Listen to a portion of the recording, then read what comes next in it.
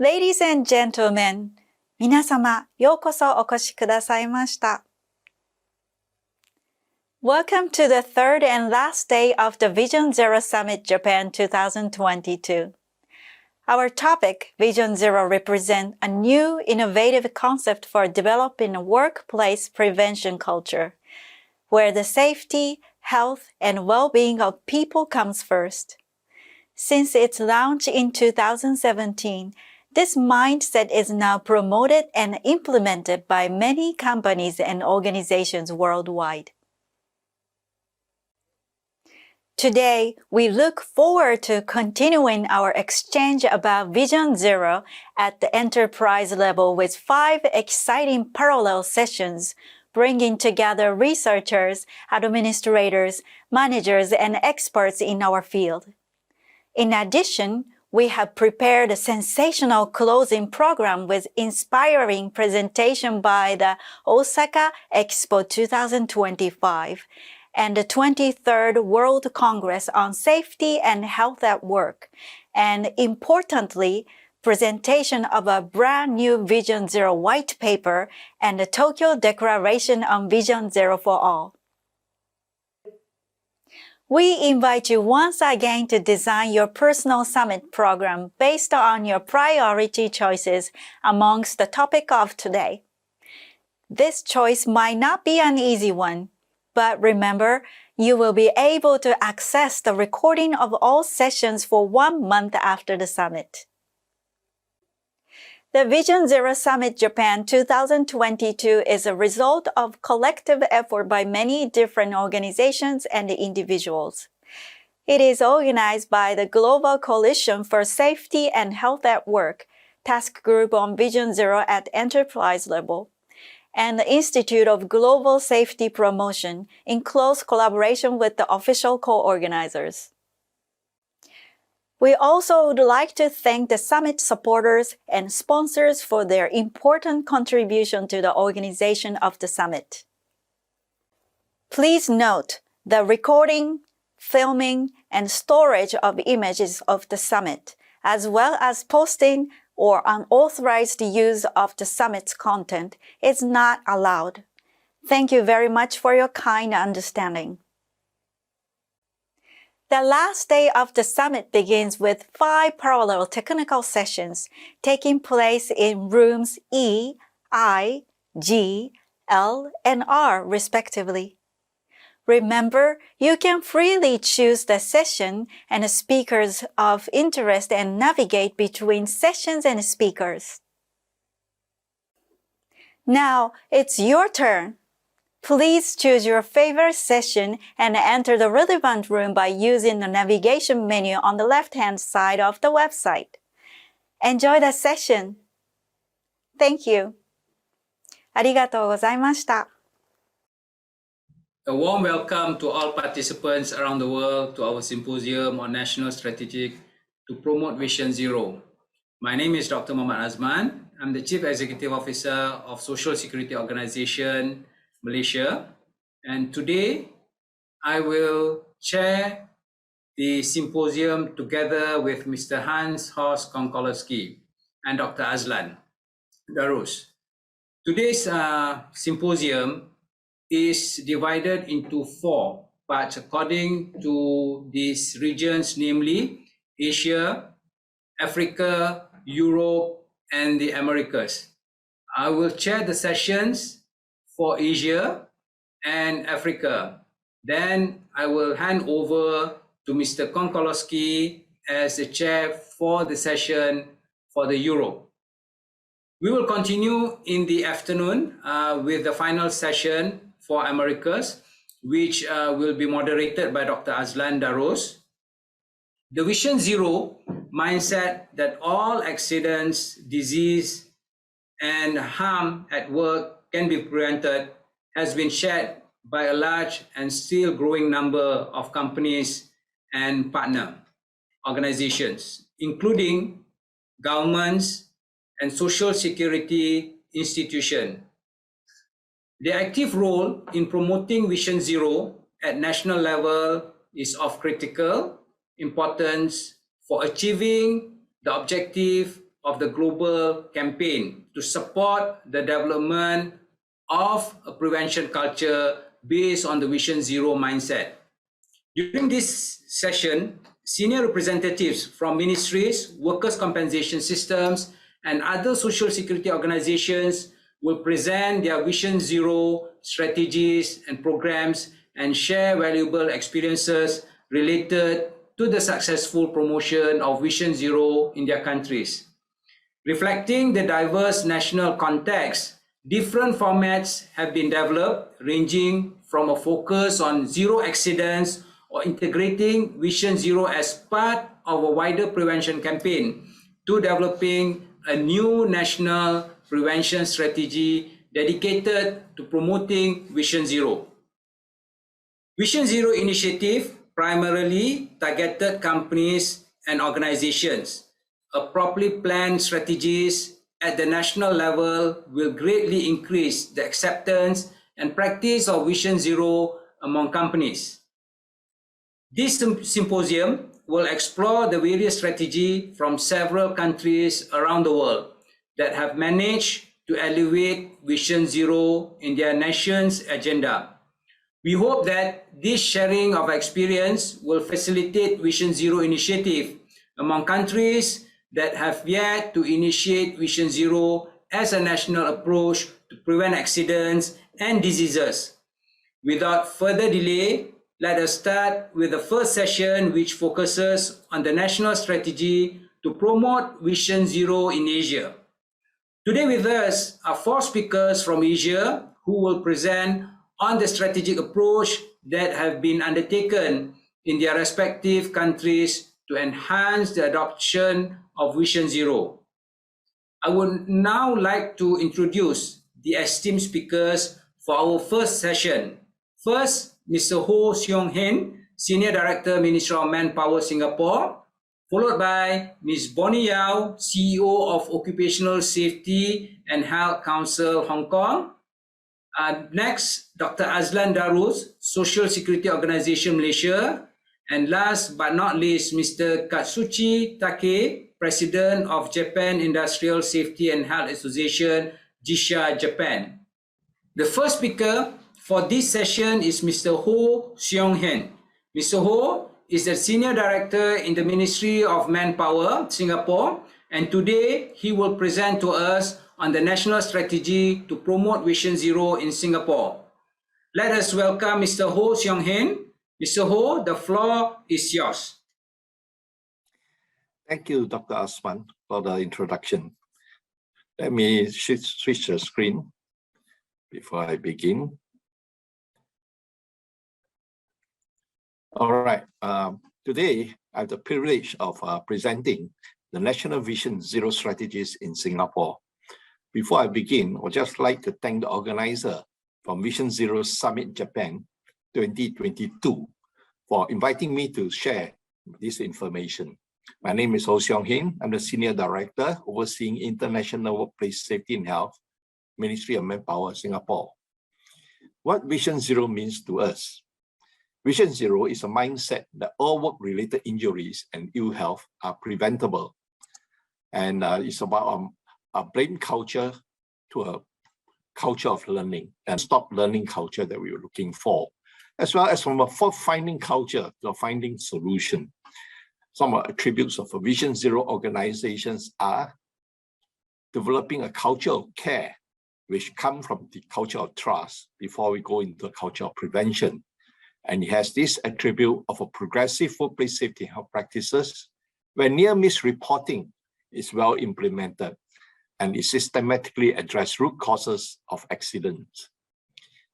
Now, in Singapore, our campaign philosophy is based on this philosophy of all injuries and ill health arising from work are preventable. It's premised on the culture of care, trust, and prevention. Building a culture of prevention that integrates both safety, health, as well as well-being at work. We adopt the 7 golden rules that was developed at the international Vision Zero campaign. Now, we all know that Vision Zero is not about showmanship, not about showing what we want to achieve. It's not about marksmanship. It's not about hitting the target zero itself. And Vision Zero is definitely not about censorship. That means if you want me to report zero accident, I can report zero accident. So it's not about that. But Vision Zero is about leadership, leadership that makes a difference. Vision Zero is also about ownership, ownership that you want to get it done. And Vision Zero is about partnership, working in close collaboration with our partners to achieve Vision Zero. Let me now share with you the implementing Vision Zero from Singapore's experience. Now, we did this transformation of workplace safety and health since 2004, but in 2014, we introduced Vision Zero movement in Singapore.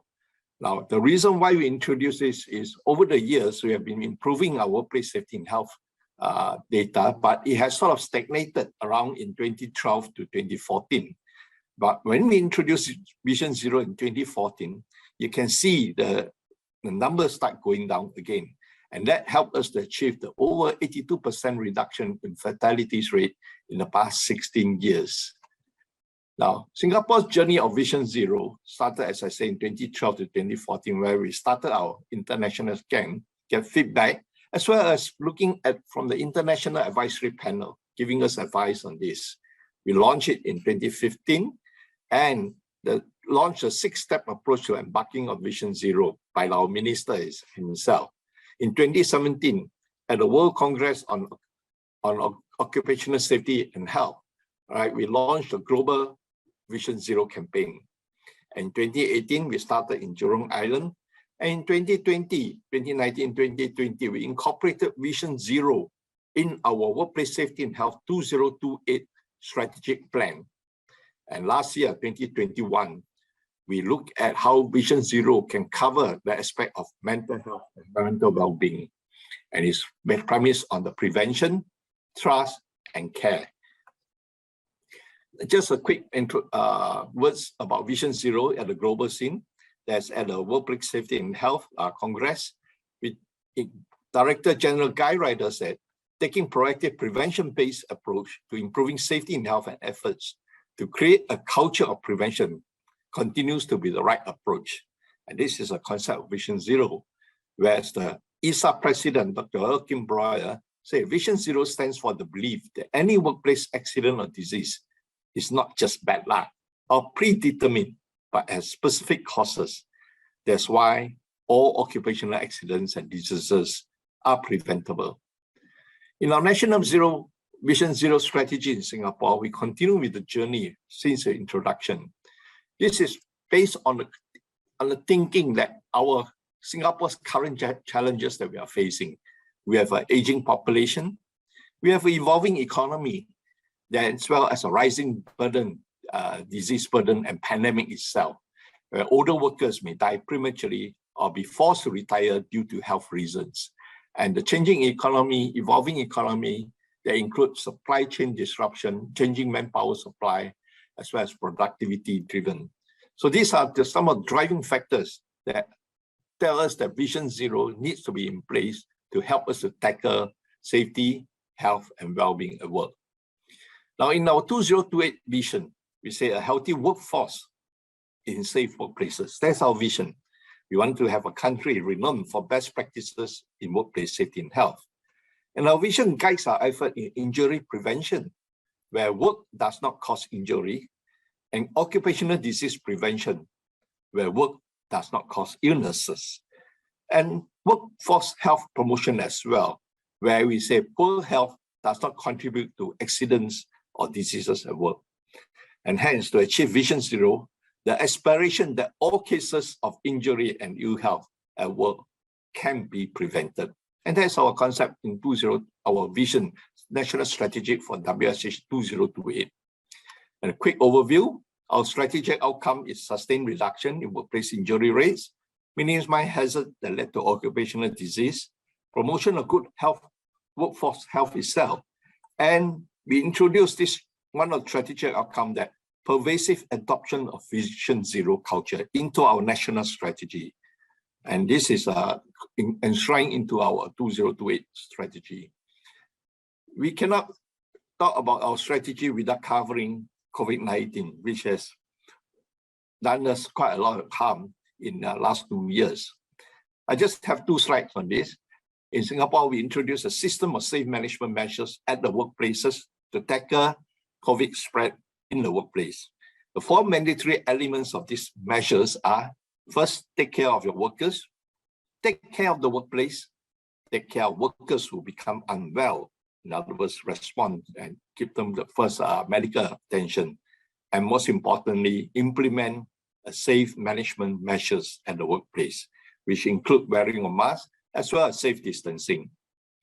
And in the longer term, medium, even longer term, we talk about how workplace resilience can be used against public health threat. And this is for the regulator. We are looking at translation of public health consideration into workplace safety and health or labor policy itself.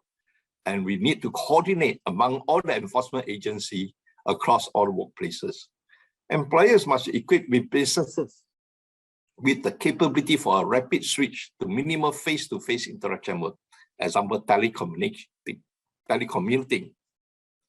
Our video conferencing today is an example. The ability to implement SMS at the workplace rapidly and be able to change and be flexible and adaptable about it, and changes to infrastructure standards for the workplaces if necessary. Now, an area of work that we look at for Vision Zero is the mental well-being in Singapore, which we went out in a big way since the COVID has started. For example, in Singapore mental health study, back in 2010, we said 1 in 8 people have experienced a mental disorder. That's based on our survey. 2016, 1 in 7 have experienced a mental disorder. And it can affect everyone, including senior management. We are the CEO of our biggest bank, DBS. They say he had past mental health struggles. Even the managing director of our economic development board says that it's okay not to be okay, openly trying to destigmatize mental health itself. Back in 2021, we launched a campaign where we say, take time to take care of your mental well-being. And in this area, we introduced a playbook on workplace mental well-being playbook. This playbook provides guidance on creating safe spaces for conversation about mental health issue, encouraging self-care, taking care of yourself, and setting up a peer support system where colleagues and buddies help each other, using a digital mental health tools where they can do assessment of your level of stress level and identify the stressors, setting clear expectation on after-hours communications so that people know how to react to supervisors' requests. In another area of the playbook on workplace mental health, we also cover issues like inside the workbook, and we come up with a lot of pictorial diagrams that create safe workplaces, encourage self-care, set up peer support, and use of digital mental health tools.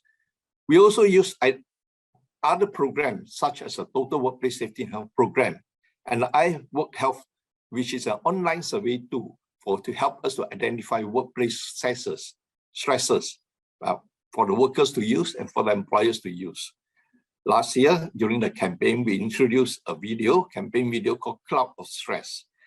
And it shows how to overcome mental stress with support of co-workers and management, how employers can take care of their employees and employees to take time to care for their health and well-being and seek help at work.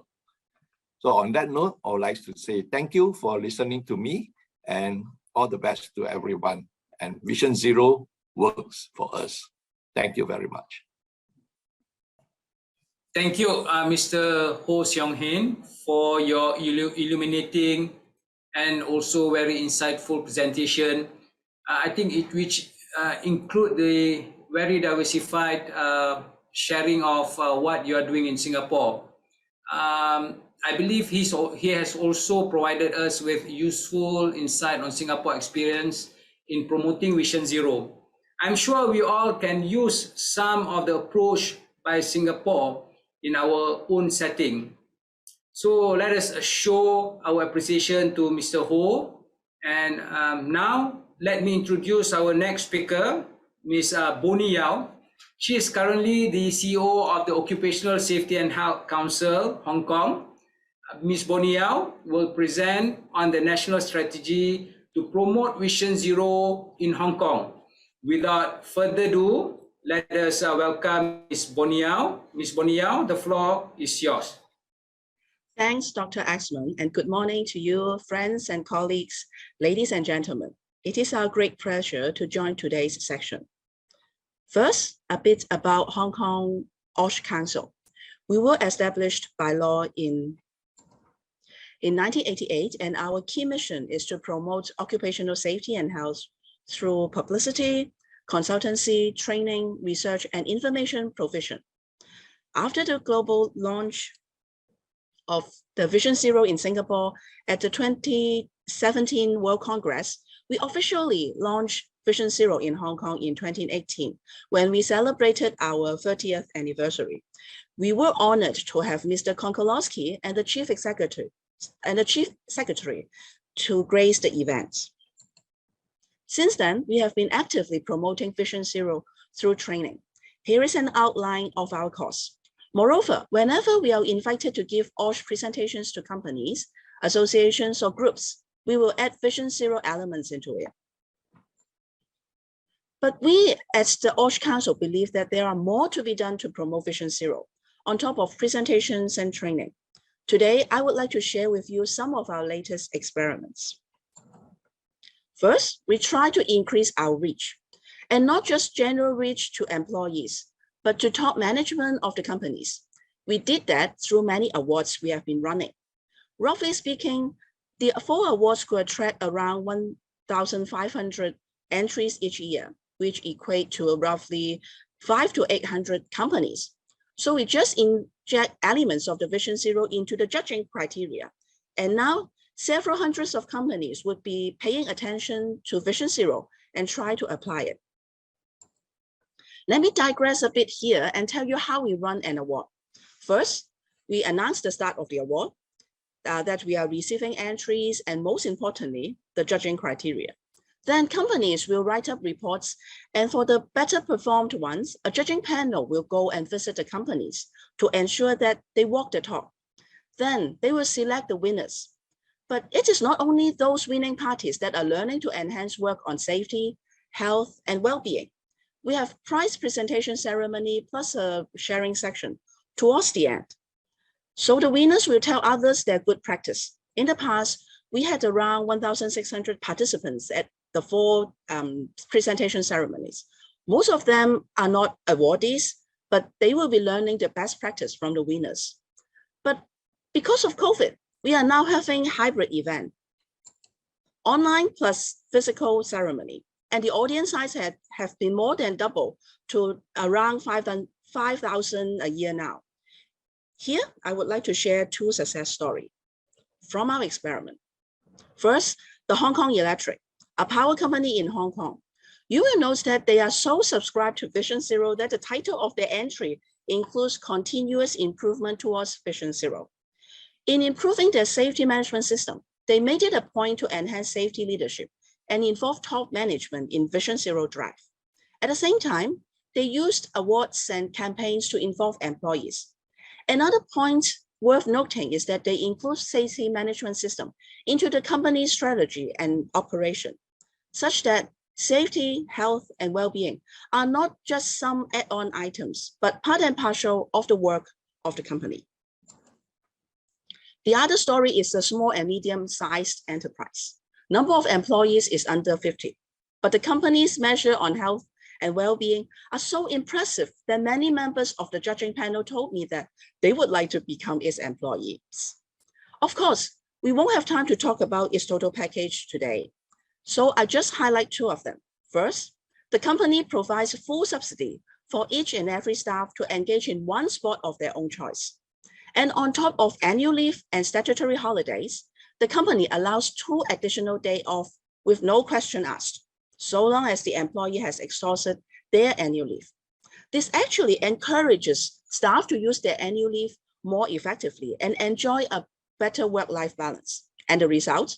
The company has extremely low turnover and sick leave is kept to a minimum. The company was one of the grant awardees for last year. And we are happy to note that many other companies have followed suit, probably from the sharing ceremony. with increased number of companies now providing sports subsidy and extra leave such as caretakers leave this year.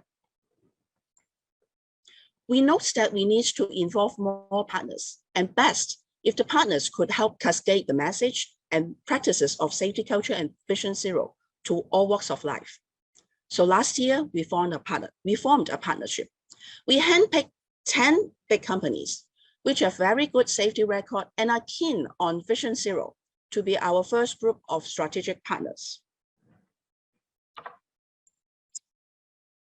職安局早前舉行咗職安健策略伙伴啟動禮，邀請10間理念相近、對職安健有承擔嘅卓越機構成為首批職安健策略伙伴。勞工及福利局局長羅致光博士以及職安局主席陳海壽博士主持啟動禮，並致送證書俾首批職安健策略伙伴。職安健策略伙伴眾志成城，一同提升香港職安健文化，將 Vision Zero 零傷亡願景滲透到社會各行業。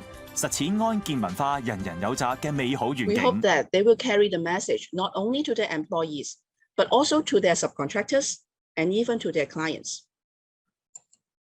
In Hong Kong, when we talk about new normal, people will think of home office. In fact, companies are telling us that home office or a mix of home office plus physical office will be here to stay, even after the pandemic. Studies show that home office has its benefits, as employees have more time for themselves, their family and friends, and indeed, productivity would increase. Yet, as there are fewer socializing opportunities, some may feel alienated and loneliness. What's more, when people stay home more, some tend to become even more inactive, and some may resort to eating comfort food like chips and sweets to beat boredom. And according to a study, people are gaining weight, and more than half of the employees experienced anxiety. All these are not good to our hearts and general well-being. So we enhance our work on 2 charters. The Joyful and Healthy Workplace is to support companies to encourage and facilitate staff to eat healthily, become more active, and enjoy life. The Mental Health Charter focuses on programs to alleviate pressure, such as mindful exercise, and encourage co-workers to talk more among themselves so as to build a stronger support system. You are welcome to scan the QR code here to learn more about the charters. At the same time, we are using social media and our online seminars to promote well-being, including zero-time exercise.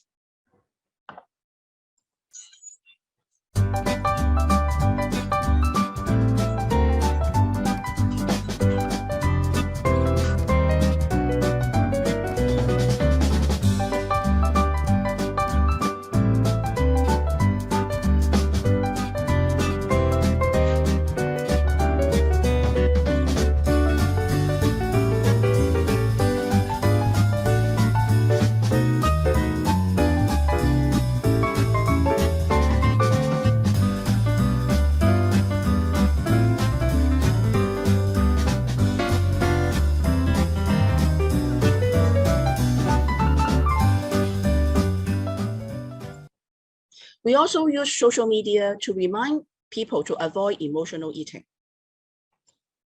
But we note that more impetus is needed to help people change their habit and be more health conscious. So we try to scare them.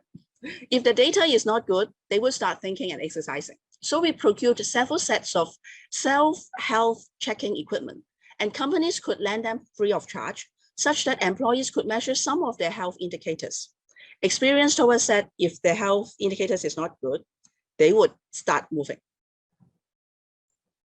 We also want to empower employees to take care of their mental health. So we run quite a number of free workshops such as laughter yoga, relaxation exercise, and Tai Chi. In this autumn, around November, we will embark on a Hong Kong-wide walking program in collaboration with the Health Ministry.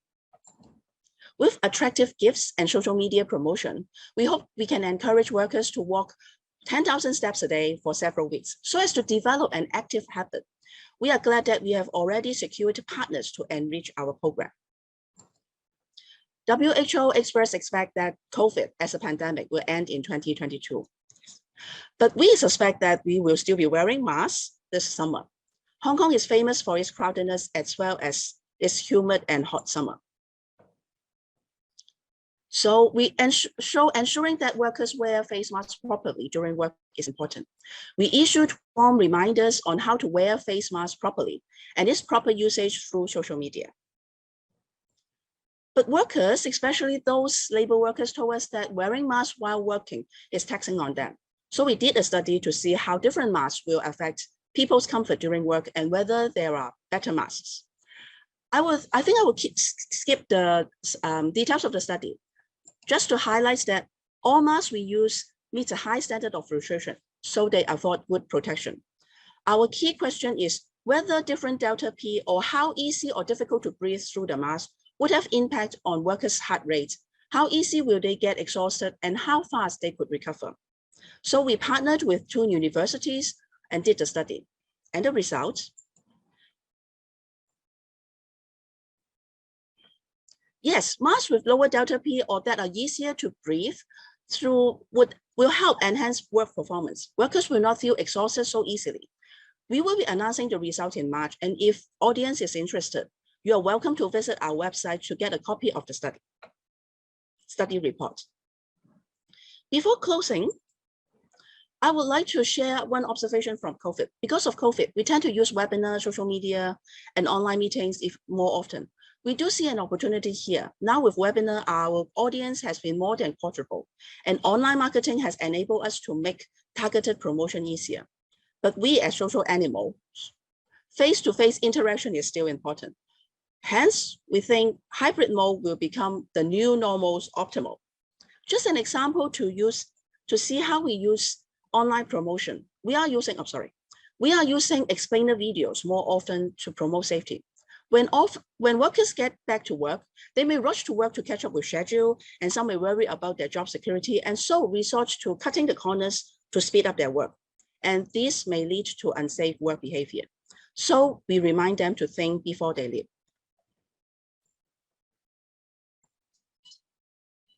To avoid accidents, get the job done is not good enough. You have to do it right and do it well. For example, when parking, before switching off the engine and removing the car key. Put on the handbrake is only get the job done. To do it right, you need to put the brake on firmly. To do it well, look for a level and firm parking space and put on handbrake firmly.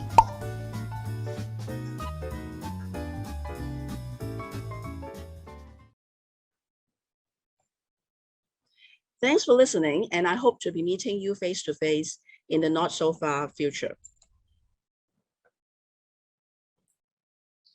Very clear message, Ms. Boniao. Do it right, do it well.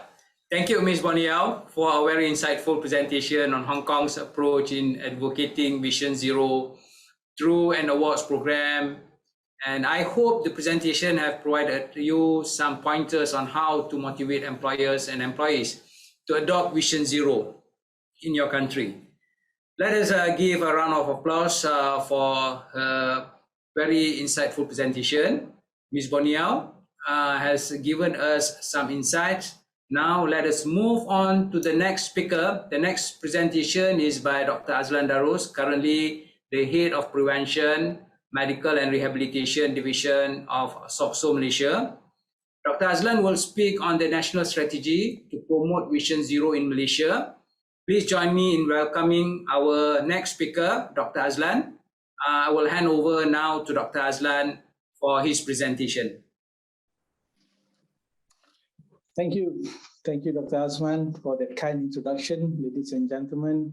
There was indeed 2 very exciting presentations just now. And I'm going to now bring us actually quite close to Singapore and Hong Kong. We are now in Malaysia. And Malaysia is a country with 33 million population and with a labor force of about 13 to 14 million. With the economy thriving on industry, manufacturing, construction, services, as well as agriculture. With that kind of diverse economy, of course, the emphasis on workers' safety and health is something that has been thought of for decades back in the country and going to continue on into the next decades or into the next millennia. So let me just try to put up my slide so that we can have the presentation.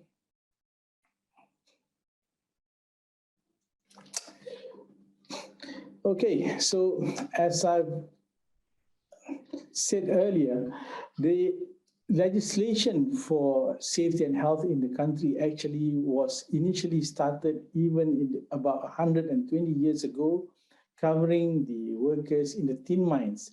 And with that, all the activities or the prevention strategies for the country continues to grow into the latest activities that we have now, which is Vision Zero. So in terms of looking at what's been happening in the final or in the last decade, the country, for example, including the Social Security Organization of Malaysia, we have implemented various programs and initiatives to control the increasing number of employment injury in Malaysia, to promote prevention activities, as well as to try as best as we can to reduce the number of employment injury in the country.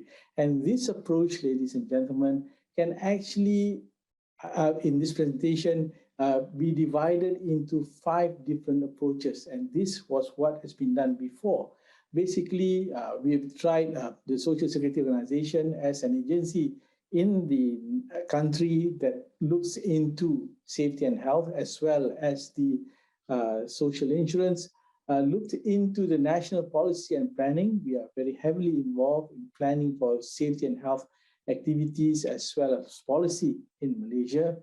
We are also very heavily involved. In fact, one of our main activities looks into the networking and interagency collaboration, including collaboration with all the agencies that is related to safety and health in the country, as well as organizations or associations which are traditionally on safety and health, or the non-traditional ones as well. So we have realized that this networking is a very important part of prevention. Therefore, it is one of our main activity in risk prevention approaches over the past 2 decades. Of course, with risk prevention, awareness and education is also something that we embarked on quite heavily. And we are very instrumental really in organizing conferences, symposiums, seminars in the country, numbering to hundreds every year, as well as in supporting education for safety and health for the workers and also budding workers in the country.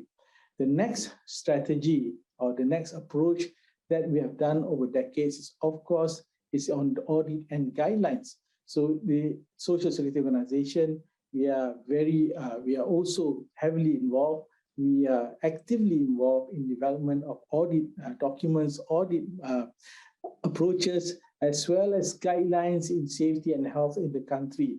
And this starts a couple of decades ago with simple books and CDs, if you still remember CDs. But now we are producing them in applications, we are producing them in USB hard disks, we are using USB cards, for example. So these audits and the guidelines that we produce is one approach that we have done for the past couple of decades. And finally, to look for evidence, to look at development of tools, we are also investing in research and development. With all these approaches that we have done, approaches in safety and health that we have conducted for the last last decade, we have also realized that a different approach is required. We need a different outlook. We need to look at a different way to look into safety and health. We need to gain full commitment. We need to gain full involvement from the employers. We need to facilitate the involvement of the employers in workers' safety management. We also need to look into ways how can we inculcate a workplace safety culture beyond what we have been doing for the past 20 years, or beyond how the the legislation in safety and health has been developed since the last 100 years, and the latest legislation which was developed in 1994. And the reason is actually quite obvious. This is how the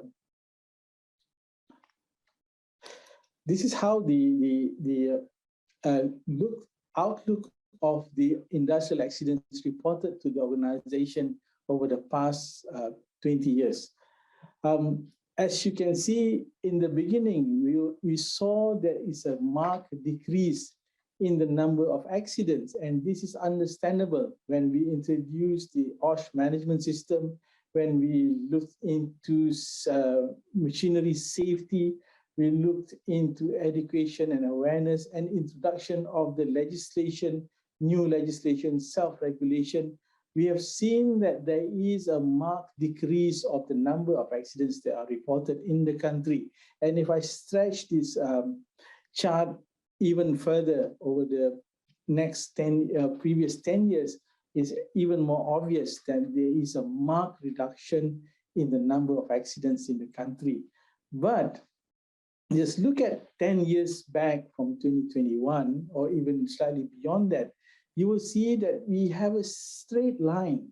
For the past 10, 14, 15 years, actually, we have not achieved much reduction in the number of industrial accidents in the country compared to what we have achieved a couple of decades before. And I am sure in all of your countries, you are also seeing the same type of chart, seeing the same type of plateau that in the industrial accidents reported, because we have reached a plateau. And how do we then go ahead to look into reducing this number even further? So this goes back to the challenge that we need to have a new approach.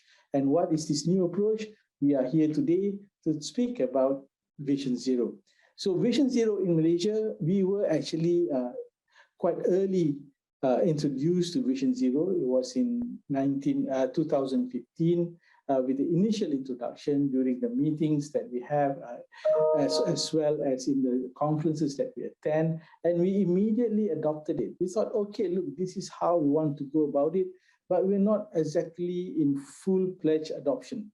But we did start it actually once we adopted the idea of Vision Zero, we started the pilot phase. There are a few activities that we have done to try and promote or introduce Vision Zero into the country. I'll talk about some of the challenges a bit later.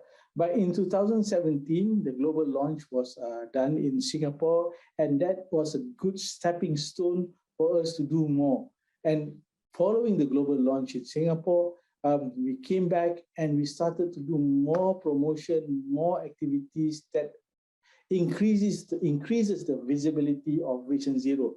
And we also started new programs, for example, a compliance support program for SMEs, double cohort actually, to try and introduce the idea of Vision Zero, to introduce the philosophy of Vision Zero into the safety and health approaches in the country.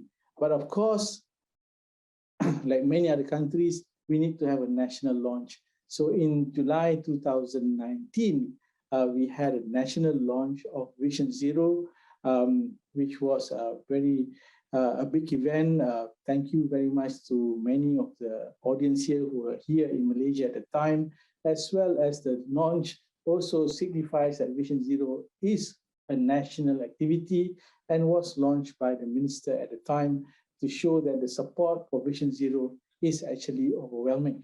So with the launch of the national launch of the Vision Zero, then we started to have even much more program to increase the visibility, to look into development of resources, as well as to look into field projects or field activities to develop, to promote Vision Zero.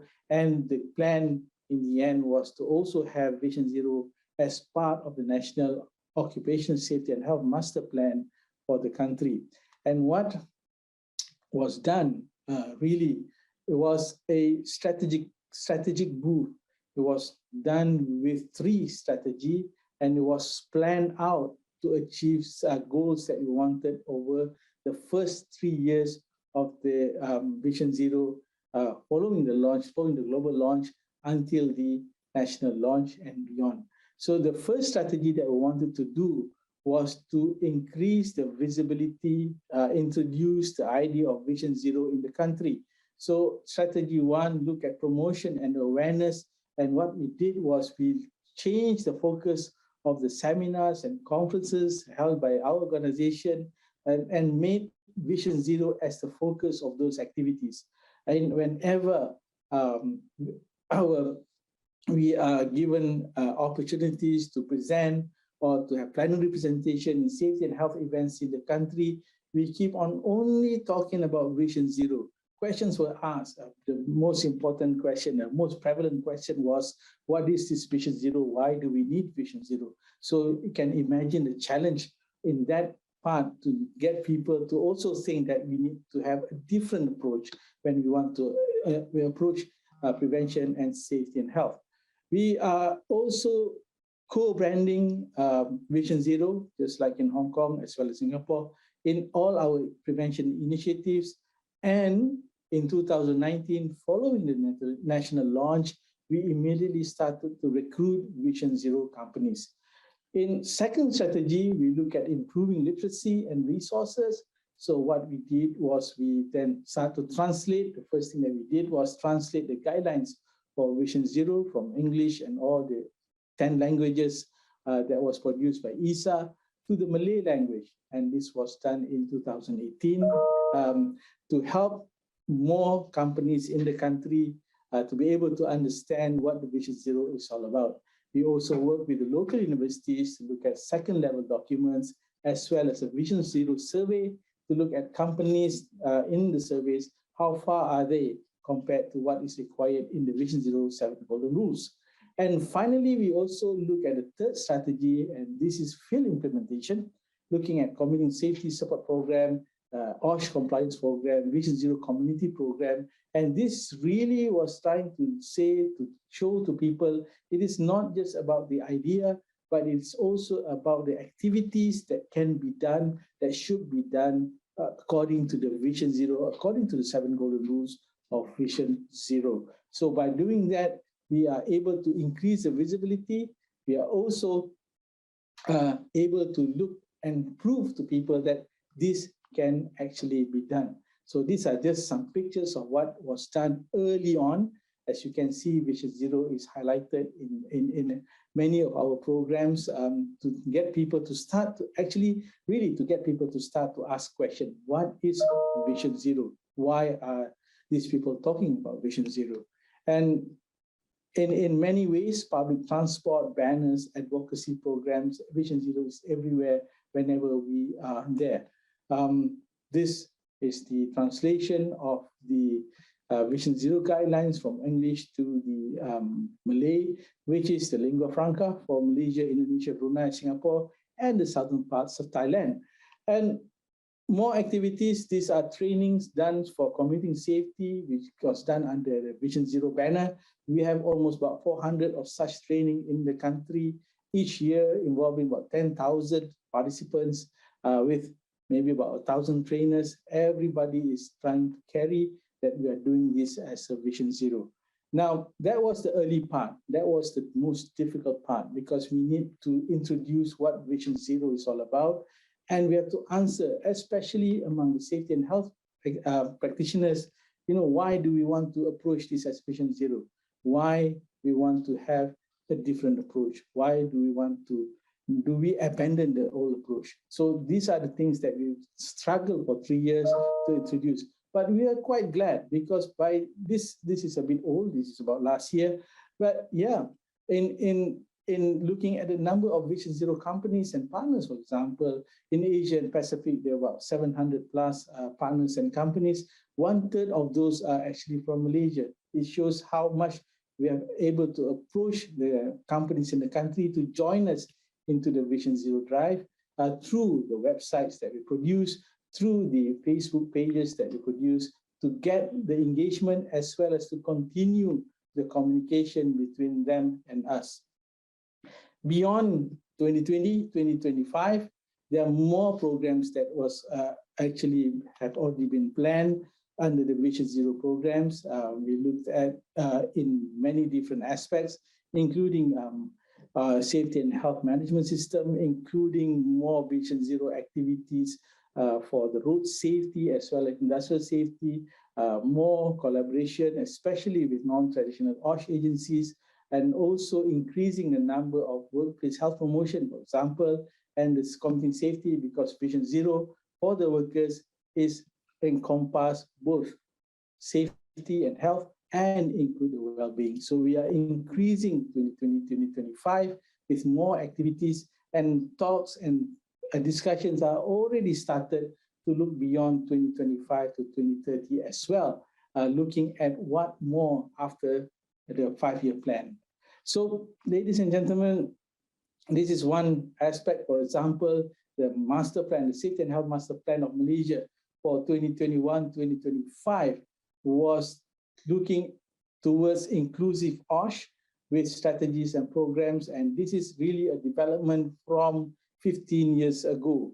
And what we have done within this OSH Master Plan, we have inserted the Vision Zero strategy as well as the comprehension of the Vision Zero approach into the next 5 years strategic plan for Malaysia. We are especially glad, for example, in Strategy 7, where we are now looking at safety and health for work-related road safety under the master plan, but also for the informal sector and the future jobs. So basically, we look at the base of Vision Zero. All people who work, all workers, all jobs must be safe, and accidents are something that has to be prevented, must be prevented, and it is preventable. So yes, it was introduced early in Malaysia, and our early challenges was in improving or changing the perception among employers, employees, and practitioners about what Vision Zero is all about. Is this something that is just simply a label, or is this something that is a philosophy that we bring in as a new way or a different way to approach safety and health?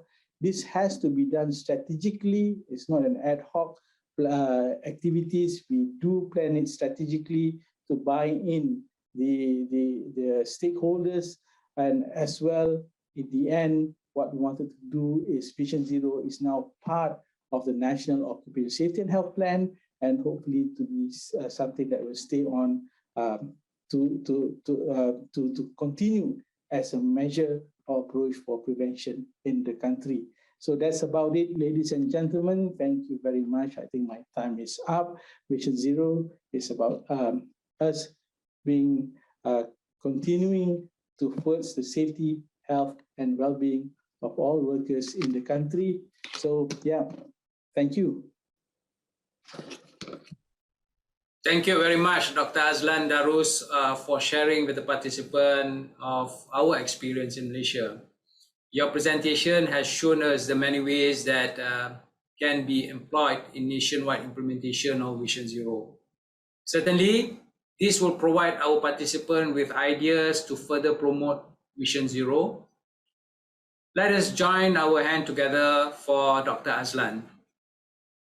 The final speaker for this first session is from the host country, Mr. Katsuchi Takei.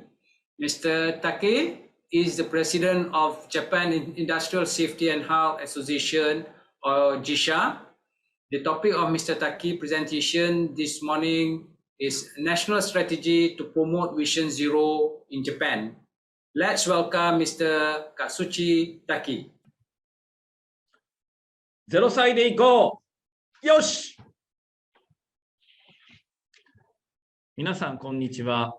私は中央労働災害防止協会の武井勝一と申します。今回皆さん方に日本の0歳運動についてご紹介したいと思います。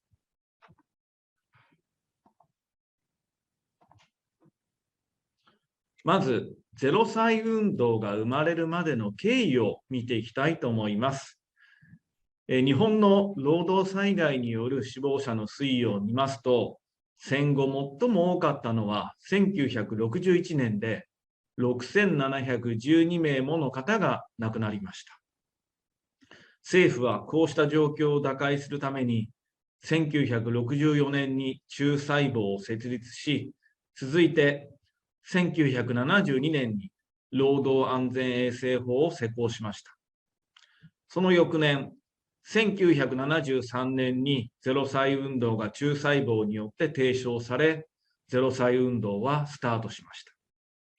その後、法令ですとか行政指導、そして0歳運動の影響、企業の努力もあって死亡災害は減少を続け、2020年には802人まで減ってきたところでございます。0歳運動とは何なのか、その説明をしましょう。0歳運動は人間尊重の理念からスタートします。0歳運動は人間尊重を基本理念とする。人間尊重とは、一人一人の人間を平等に大切にすることです。誰一人怪我させない、誰一人病気にさせない、ゼロ災害、ゼロ疾病を目指す。人間中心の明るく健康で快適な職場づくりが目標です。ゼロ歳運動は単に労災が減ればいい、そういった消極的な運動ではありません。人間尊重の理念に基づいて一切の労働災害を許さず、職場の危険や問題を全員参加で把握し解決し、安全衛生を先取りしようというものです。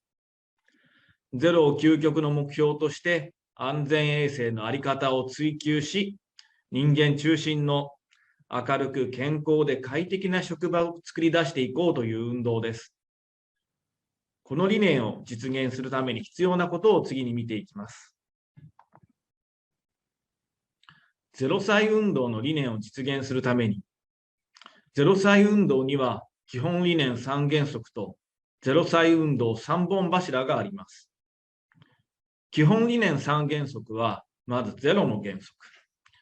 事故や災害をゼロにするだけではなく、そのプロセスも大切にする。そして先取りの原則。行動する前に危険を発見して解決に努める。危険の芽を事前に摘み取るということです。そして参加の原則。経営者も管理者も作業者もみんなで災害ゼロに取り組むということです。ゼロ歳運動推進3本柱もあります。ゼロ歳運動を推進するための役割を示してあるということですね。まずトップの経営姿勢。これが最も重要です。社員誰一人怪我をさせない人間尊重の決意を明確に表明する。そしてライン化の徹底。管理監督者は仕事に安全衛生を組み込み、職場の安全衛生活動に指導支援をして、安全衛生のルールは自ら率先垂範して守るという。職場自主活動の活発化。職場では自分の命は自分で守る。仲間の命もみんなで守るという意識を持ち、リーダーを中心にチームで安全衛生活動を行う。そしてスタッフ。スタッフは安全衛生の専門家としてトップ、管理監督者、職場をサポートします。次は具体的な労働災害防止対策を見ていきましょう。労働災害防止対策には大きく3つに分けられます。まず1つ目はハード対策。機械設備原材料の本質安全化を推進していきます。2つ目はソフト対策。法令の遵守だとか、安全衛生規定の整備、作業手順書の標準化、安全衛生教育の実施、パトロール等が入ってきます。3つ目が人間への対策。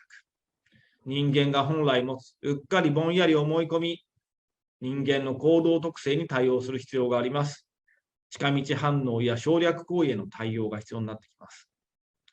1つ目と2つ目は、管理者主体の安全管理ですが、これだけでは職場の危険に対応することはできません。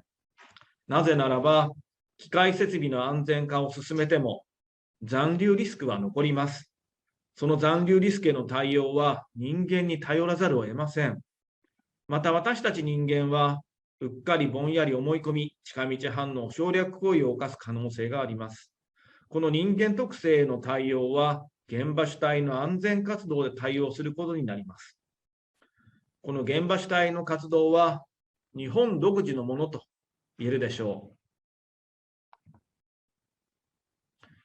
0歳運動とともに広がった KYT。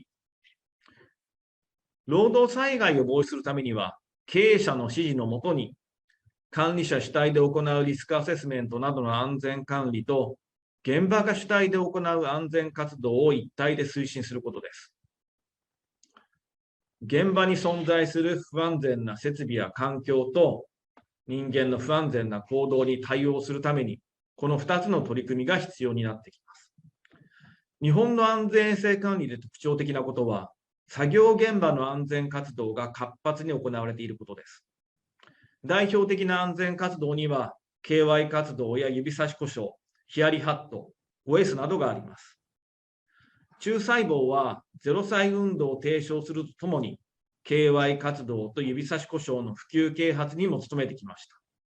その結果、0歳運動と KY 活動、指差し故障は同時に日本に広まったのです。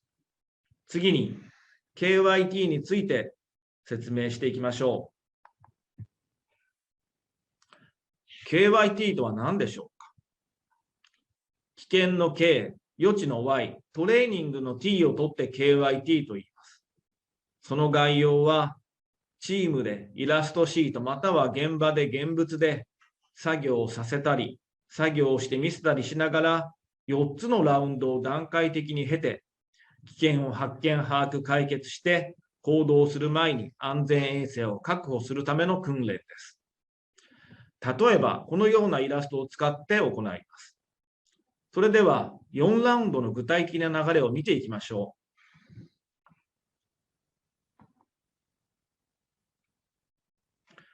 KYT の進め方を紹介していきましょう。第1ラウンドは、イラストの状況の中に潜む危険を発見し、危険要因とその要因が引き起こす現象を想定して出し合い、共有し合うラウンドです。KYT はこの第1ラウンドが最も重要です。危険を多く出して、その危険をメンバーと共有することが大切です。第2ラウンドは、発見した危険のうち、これが重要だと思う危険をみんなの合意で絞り込み、危険のポイントとして指差し照和で確認します。第3ラウンドは、2ラウンドで絞り込んだ危険のポイントを解決するにはどうしたらよいかを考えて、具体的で実行可能な対策案を出していきます。第4ラウンドは、対策をみんなの合意で絞り込み、それを実践するためのチーム行動目標を設定し、指差し照和で確認するラウンドです。最後の確認では、指差し故障項目を設定して、3回指差し照和を行って、タッチ&コールでタッチ&コールで KYT を締めくくります。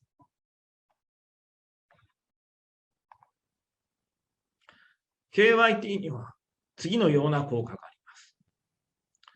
危険をテーマにして、リーダーを中心にチームで話し合うことによって、職場、作業の危険を考え、情報を共有することで、危険感受性を鋭くします。危険の対策を考えることで、問題解決能力を向上させます。危険を捉え、対策を考える本音の話し合いのプロセスは、実践への意欲を高めていきます。限られた時間内で話し合うことで、集中力を高めることもできます。KYT はチームのみんなで危険について考え、話し合い、その対策をみんなで決めて、チーム全員がその決め事を実行する。これを繰り返すことで、みんなが安全行動を習慣化する。つまり、KYT はチームの力で個人の行動変容を促します。KYT を日々継続することで、チームのコミュニケーションとチームワークが向上し、活力ある職場づくりにつながります。室内で行っている KYT の実施風景をご紹介しましょう。イラストシートと模造紙を使って立ったまま話し合いをします。KYT の結果を発表してチーム行動目標を指差し調和で確認しているところです。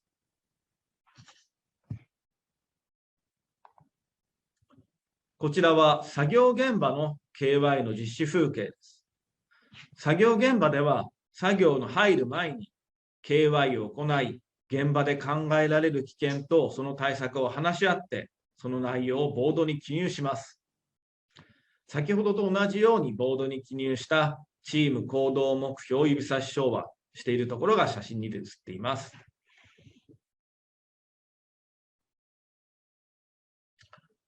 0歳運動について改めて述べていきたいと思います。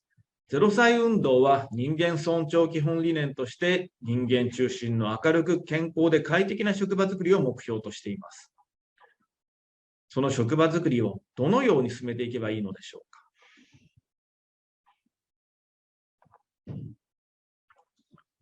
人間中心の明るく健康で快適な職場づくりのために何が必要なのでしょうか。三角形の一番下は企業風土。その企業の社風と言ってもいいでしょう。一人一人の人間を大切にする会社であること。自分自身や上司や部下の安全と健康の確保を常に意識する社風であってほしいですね。その上に事業場ごと、工場ごと、職場ごとに職場風土があります。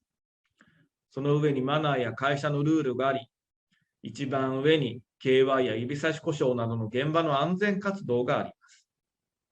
先ほど紹介した KY 活動などの安全活動や安全ミーティングを活用して、職場のコミュニケーションやチームワークの向上に役立てることが、0歳運動の目指す職場づくりに有効です。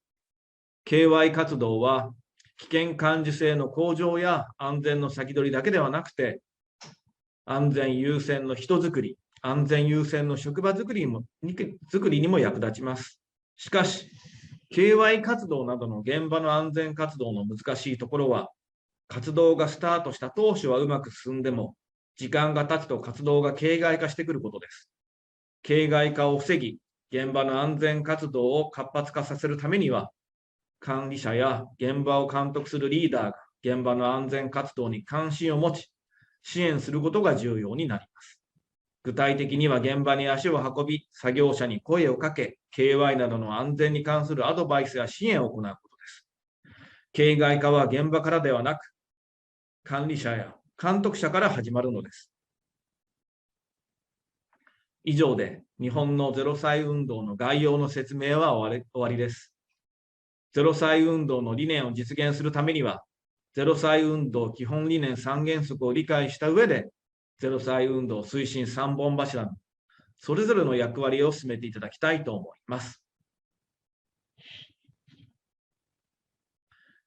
0歳でいこう！よし！皆さん、ありがとうございました。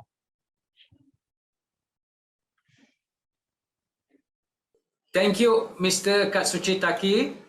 An excellent presentation on the effort of JISHA to encourage the adoption of Vision Zero in Japan. Let us appreciate Mr. Taki for his presentation in the usual manner. With that, we have come to the end of our first session. The four speakers have spoken on the strategy that they have implemented in promoting Vision Zero. There are some similarities in their strategies, but we can also observe some unique ways that we use to advance Vision Zero. These differences may be due to the differing characteristics of each country that necessitate the adoption of the strategy. This, however, is still consistent with the core ideas of Vision Zero that advocate flexibility. Some of the strategy may be beneficial to our circumstance, and you may consider utilizing the same approach with some modification. Now, let me introduce the team for the next session, which focuses on the national strategy to promote Vision Zero in Africa.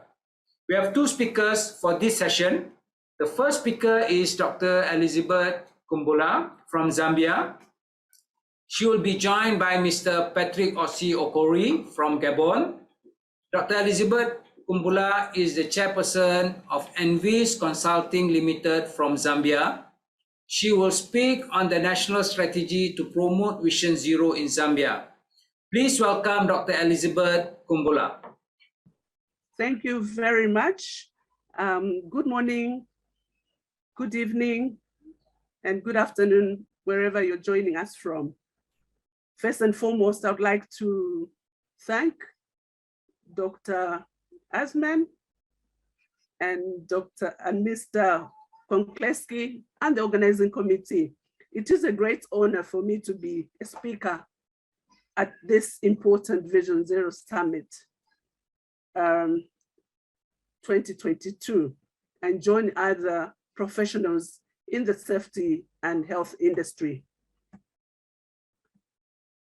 First and foremost, you are all aware that Vision Zero Global Campaign was launched in Singapore in September 2017. The launch of Vision Zero provided an opportunity for nations, companies, and business leaders to join the campaign. In Africa, Vision Zero is still in its infancy. However, there are a number of pockets, including individual organizations and country programs that are well aligned with the objectives of Vision Zero and the principles of the 7 Golden Rules. The main objectives for the African region is to extend Vision Zero activities and share the tangible results among all African countries. The Vision Zero provides an immense opportunity to share health, safety, risk strategies, and initiatives among different industries, especially those with similar risk profiles. The launches in Africa. The first Vision Zero campaign launch in Africa was successfully held in April 2018 in Côte d'Ivoire, followed by Lagos, Nigeria. And in October 2018, Ghana successfully launched Vision Zero campaign. Let's now go to Zambia. The national strategy in Zambia. The Vision Zero campaign strategy in Zambia is championed by Workers' Compensation Fund Control Board with the support of the Ministry of Labor and Social Security. The whole journey started from our attendance of the 21st World Congress on Safety and Health at Work in Singapore in 2017, where Vision Zero Global Campaign was launched. As the Chief Executive Officer at Workers' Compensation Fund Control Board then, I was convinced that Vision Zero Global Campaign was definitely possible in Zambia, and therefore seized the opportunity to partner with International Social Security Association and immediately registered Workers' Compensation Fund Control Board there and then. We believe that partnership was absolutely necessary for Zambia as it provided practical accident advice and how to identify deficits in the prevention culture of an organization so that the deficits could be addressed successfully. And in the year 2018 and 2019 records at Zambia, at Workers' Compensation Fund Control Board, Zambia recorded more than 1,200 occupational accidents and diseases with 200 deaths. And because of that, we believe that the Vision Zero campaign would be an effective strategy to ensure safety and health and well-being for Zambia. We also felt that it was time for Workers' Compensation Fund Control Board to act and embrace the new campaign and the new prevention approach, which focused on safety and health and well-being based on the 7 golden rules.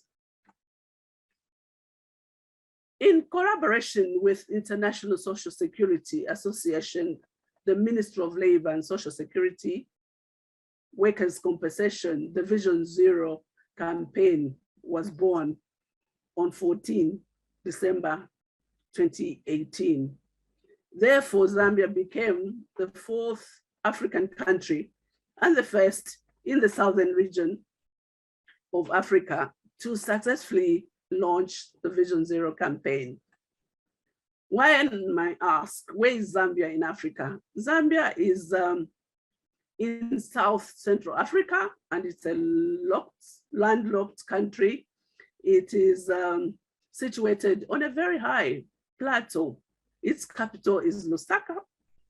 It sits on the area of 752,614 square meters. It has a population of 18 million, and it shares borders with 8 countries, as reflected in the slide.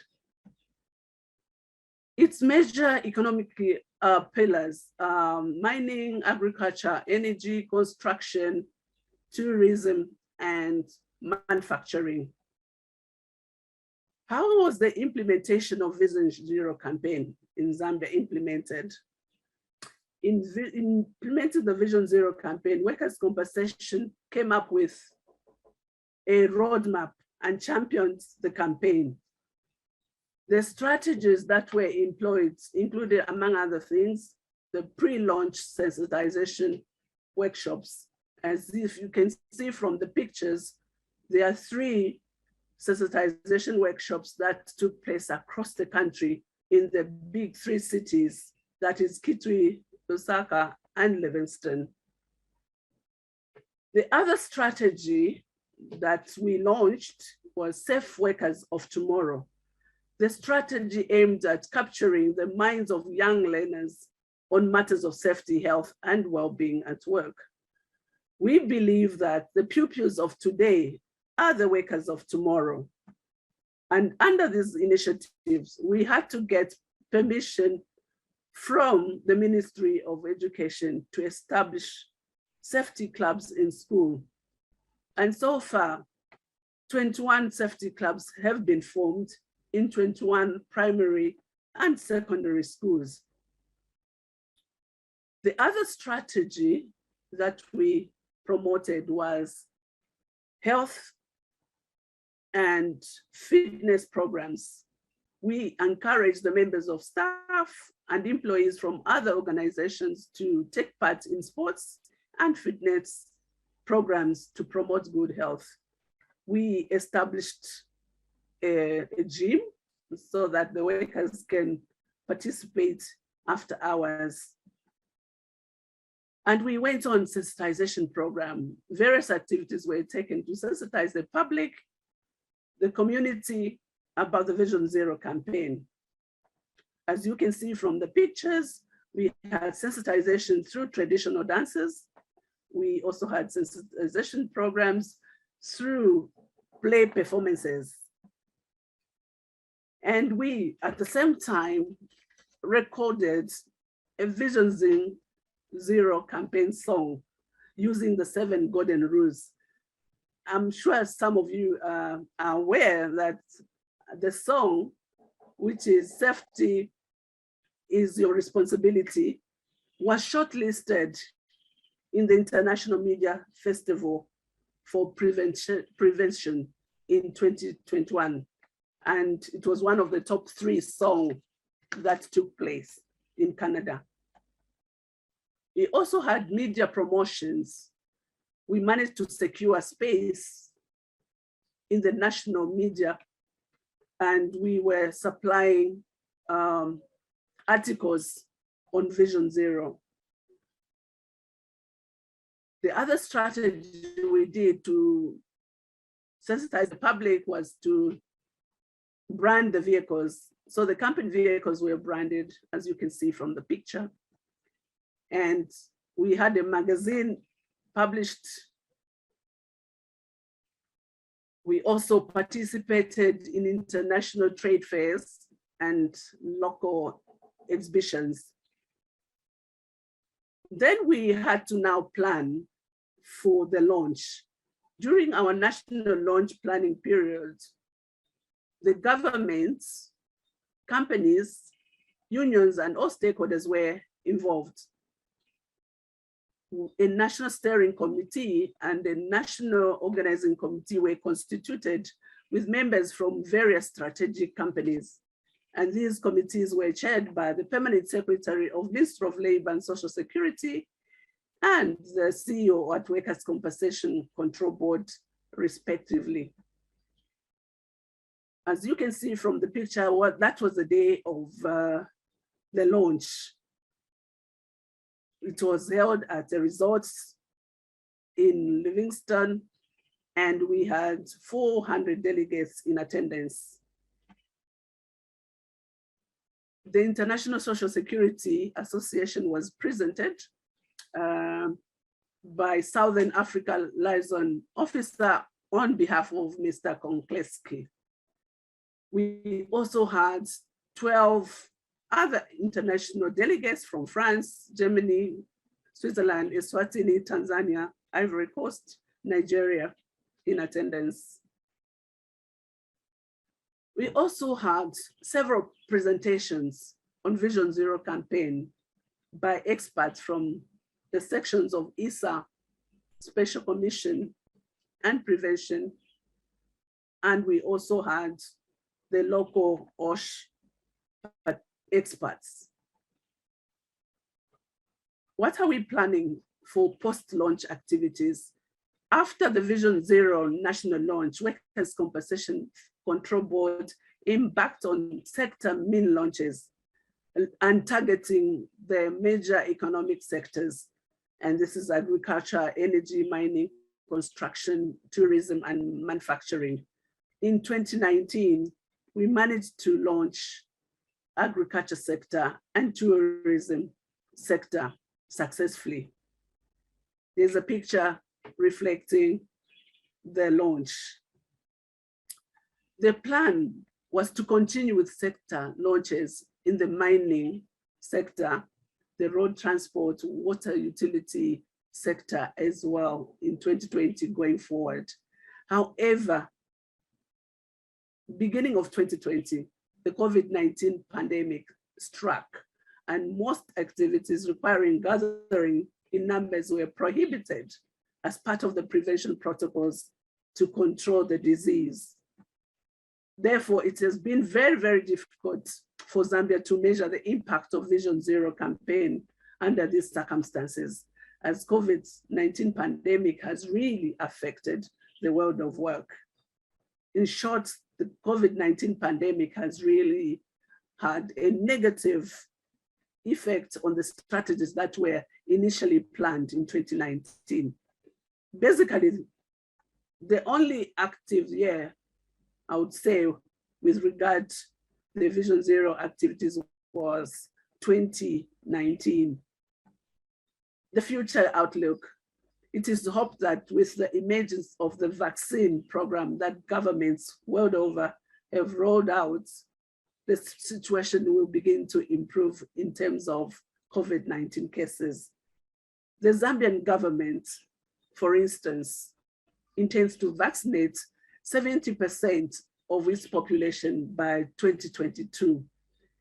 This will improve the herd immunity of the population. And we are hopeful that the situation will improve. The following are the strategies that we intend to pursue as regards Vision Zero campaign. Sector mean launches will continue. Safe Workers of Tomorrow initiative also continue. And then partners with other institutions will also continue, and roadshows. Safe Workers of Tomorrow will continue establishing more safety clubs and continue establishing of other partnerships. And One of the partnerships scooped first prize in safety out of its group of companies operations, and it recorded a 0 fatality in 2021, thanks to Vision Zero. We are also encouraging companies to come up with newsletters. This strategy, we are providing Vision Zero articles in the newsletters. We are also registering the companies as we started in 2018. And so far, we have registered over 200 companies to partner with workers' compensation. We also hope that next 5 years, starting from this year, 2022, we shall see a lot of activities relating to Vision Zero campaign.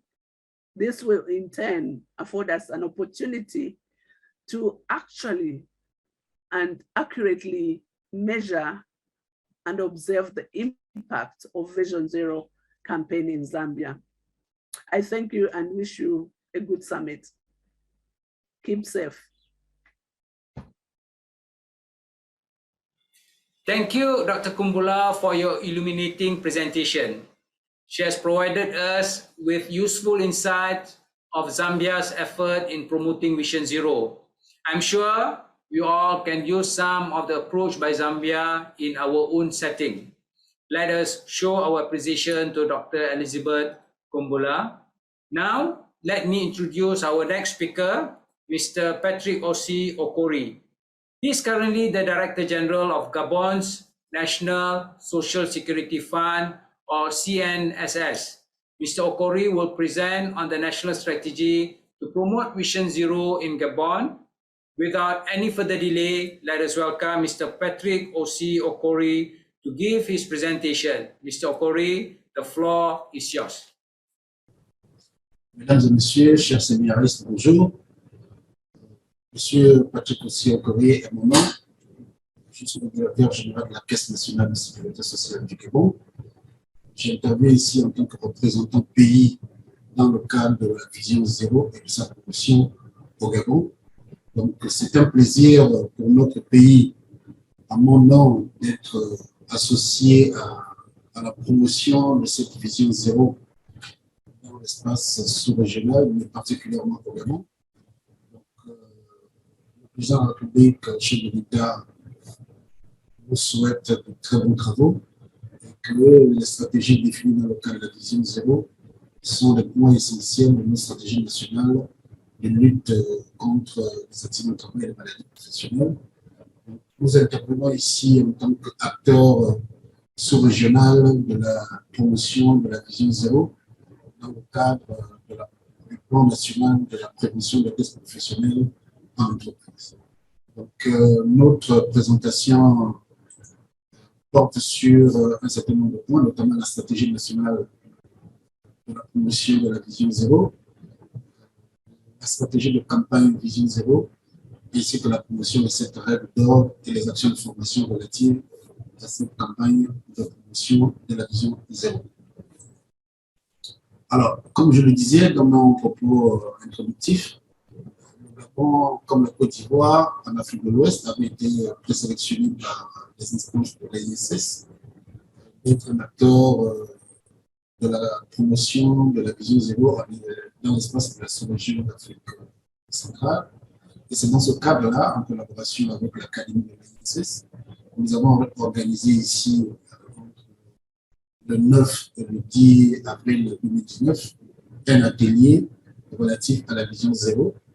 Au cours de cet atelier, nous avons formé les techniciens de notre organisme et quelques représentants des organismes de protection sociale de la sous-région sur les lignes directrices de l'ISS en matière de prévention des risques professionnels. Bien que dans notre organisme, nous avons formé tous nos collaborateurs qui, eux, étaient chargés de former des collaborateurs sur ces lignes directrices qui étaient nécessaires à la compréhension de la stratégie de promotion de la Vision Zéro. Et entre le 11 et le 12 avril 2019, nous avons lancé à Libreville et dans l'espace sous-régional d'Afrique centrale, la campagne Vision Zéro dans notre sous-région. Alors, quelle est notre stratégie en matière de promotion de la Vision Zéro au Gabon? Alors, cette stratégie s'articule autour de trois axes principaux, notamment organiser les campagnes sur la Vision Zéro, c'est de promouvoir les 7 règles d'or de Vision Zéro et de former sur la ligne directrice de l'ISS en matière de prévention des risques professionnels. Dans ce cadre, nous avons mis en place une stratégie média, que ce soit la communication média, la communication hors média et la communication digitale, qui était un plan que nous avons mis en place dès le lancement de la campagne. Mais malheureusement, comme tous les pays, nous avons été frappés par la pandémie de la COVID-19. Donc, nous avons dû suspendre nos actions de communication, de vulgarisation, de promotion de la Vision Zéro. Nous avons prévu des plans de communication aussi bien en interne au Gabon et aussi bien en externe via des outils comme la télévision, la presse écrite, la radio, l'affichage média, ainsi que l'affichage via des véhicules mobiles. Et nous avons utilisé aussi plusieurs stratégies de communication en interne, notamment nos systèmes de communication interne Outlook, SharePoint, ainsi que de l'affichage interne. Et nous avons ici une couverture média interne via nos articles internes, etc. Donc, sur la communication hors média, ce sont des conférences de presse qui avaient été prévues, des rencontres de sensibilisation, des relations publiques avec des invitations des experts, des universitaires, afin d'intervenir sur la notion d'accident de travail, maladie professionnelle et la notion de la promotion de la campagne de Vision Zéro. Alors, nous avons aussi une stratégie de communication sur la promotion des 7 règles d'or et de la formation. Il est prévu en effet des rencontres et des sensibilisations dans les établissements universitaires, des collectivités locales qui vont servir de relais dans les régions, ainsi que dans les entreprises. D'ailleurs, dans les entreprises, nous avons commencé dans le cadre de nos missions de sensibilisation des employeurs sur les risques professionnels. Nous intégrons également des formations sur les 7 règles d'or en matière de prévention des risques professionnels et de la Vision Zéro. Nous formons également sur la ligne directrice de l'ISS en matière de prévention des risques professionnels, aussi bien dans les entreprises, à travers nos collaborateurs qui sont spécialisés en prévention des risques professionnels au niveau national. Donc, les 7 règles d'or, nous les avons identifiées. Il s'agit essentiellement de faire preuve de leadership, de montrer son engagement, comme nous le faisons aujourd'hui à la CNSS, grâce à la création d'une direction de la prévention des risques professionnels de la médecine du travail. Il s'agit essentiellement, dans ces missions, dans ces campagnes de sensibilisation sur le thème, d'identifier les dangers, évaluer les risques, accompagner les entreprises dans la mise en place de ces stratégies de prévention. C'est de définir avec eux des objectifs et d'élaborer des programmes de lutte et de prévention. C'est de garantir un système sûr et sain dans les entreprises et l'organiser de façon à ce qu'ils soient suivis régulièrement à l'émission de contrôle et de vérification de nos équipes. Sur la règle d'or numéro 5, qui est celle d'assurer la sécurité et la santé sur les machines, les équipements et les lieux de travail, nous assistons également les employeurs qui eux aussi ont des équipes chargées de la prévention et de la promotion des risques professionnels dans les entreprises. Le 6e axe de la règle d'or, c'est l'amélioration des qualifications et le développement des compétences. Nous avons, à travers notre direction de la prévention des risques professionnels de la médecine du travail, des campagnes de formation des collaborateurs des entreprises qui viennent régulièrement vers nous pour être formés sur les lignes directrices de l'ISS, sur les 7 règles d'or et sur les mécanismes de prévention des risques professionnels de l'entreprise. Et nous investissons aussi beaucoup dans la formation aussi bien de nos collaborateurs que des collaborateurs des entreprises pour motiver ces personnels-là à aller de l'avant dans les campagnes de sensibilisation et de promotion de la Vision Zéro au niveau national. Donc, mesdames et messieurs, voilà en quelques lignes ce que le Gabon fait en matière de la promotion de la Vision Zéro. Nous sommes avec la baisse des cas de contamination de la COVID-19. Nous avons un nouveau programme de promotion qui va dérouler dans notre stratégie à partir du mois d'avril. Je vous remercie. Thank you, Mr. Patrick Osei-Okori, for your presentation. You have given us a wonderful overview of the efforts in Gabon to further advance the take-up of Vision Zero. We really appreciate your insightful input, and it is certainly something that may be of use in our effort to further Vision Zero. Our next session will be moderated by someone who is very familiar to us, Mr. Hans-Horst Konkolowski. Mr. Konkolowski is currently the president of IORP Foundation, and he will moderate the session with the theme of National Strategy to Promote Vision Zero in Europe. I will now hand over the floor to Mr. Konkolowski, please. Thank you very much for your kind introduction, Dr. Asman. Ladies and gentlemen, dear colleagues, Europe has a long tradition in the prevention of occupational risks and is widely recognized for its high safety and health standards. There are two major reasons for Europe's achievements.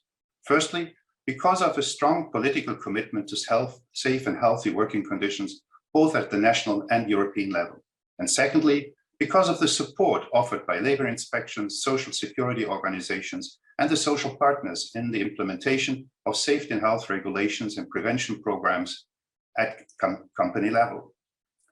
The Vision Zero mindset and strategy has therefore not surprisingly been received very positively by these actors, who in many cases have worked with similar concepts even before the global Vision Zero campaign was launched in 2017. Today, I'm pleased to present 5 outstanding examples of how Vision Zero has been integrated in European and national prevention strategies and programs. Welcome with me our distinguished panel of speakers. Mr. Stefan Olsson of the European Commission, Dr. Stefan Husi of the German Social Accident Insurance, Mr. Antti Koivula of the Finnish Institute for Occupational Health, and Ms. Annick Sunnen of the Accident Insurance Association of Luxembourg. Now, let's get started.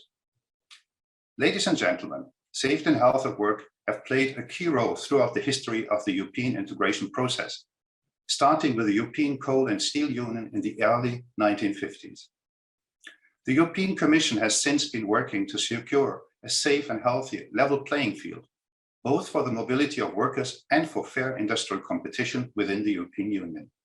Our first speaker, Mr. Stefan Olsson, is the Director for Employment in the European Commission's Directorate General for Employment, Social Affairs and Inclusion. Mr. Olsson, it is a great pleasure to have you with us at the summit today. Please share with us why and how the European Commission has embraced the Vision Zero philosophy. Stefan, the floor is yours. Thank you very much for the floor, and once again, it's a real pleasure and honor to be part of this panel and to see all these different and very strong contributions in how we can deal with the overall issue of promoting health and safety at work, and of course the particular key issue of zero vision as a kind of a leading theme driving changes in and progress in terms of health and safety at work. From the European Union perspective, health and safety at work is one of our leading themes, and it was a part or is part of the social pillar, the European pillar of social rights, which has been declared and reiterated several times at the highest political level as the compass on which we do our employment and social policy. And health and safety at work, Principle 10, is one of the key principles here. In order to make this a reality and reinforce the EU commitment and contribution, we published this summer, or last summer, I should say, in 21, a new strategic framework for Vzsj. And here the zero vision was for the first time taken up as one of the lead themes in our OSH policy. And that's, of course, very much thanks to the developments at international level. Many of the actors here who have worked on this for many years, including Hans Horst, of course, and many governments here who have driven this theme, and we have now signed up to this as the EU officially. I mean, we've been part of these discussions, but it's now been really an anchor of our social policy process. So that's very important. And why now? Well, really, what we see when we go into the big transformation of the economy in terms of the green and digital transitions, in terms of the key recovery from the economic downturn in the light of the pandemic. In that transformation, we need to have some clear signals and some clear measurements in terms of getting occupational health and safety as an integral part of the policy responses that we design in this transformation. And then the zero vision comes as a very good theme. It's a very clear concept. It's to some extent a measurable concept. Sorry. If we look at, we have reduced accidents and occupational disease in the EU considerably, but the figures today are still not acceptable, with over 3,000 work-related deaths in 2018. With, if you look at the 2017 figures, we have over 200 deaths from work-related illness.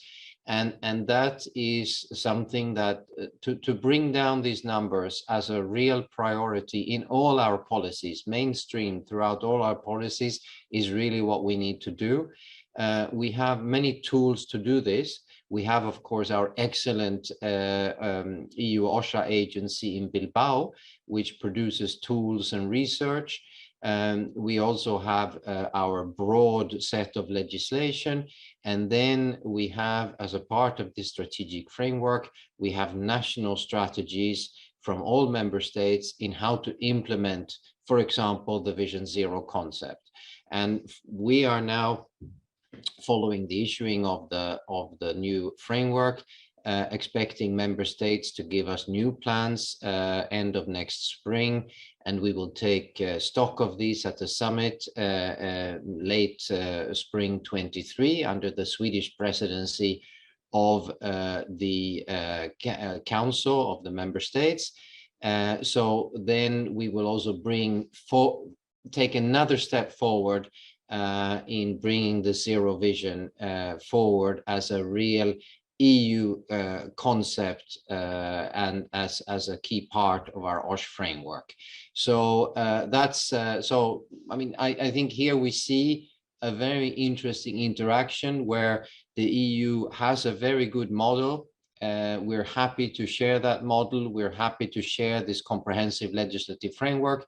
But as we see here, we're also very happy and to draw from the work at the international level in order to forward our policy. So it's a real win-win, I think, in this sense.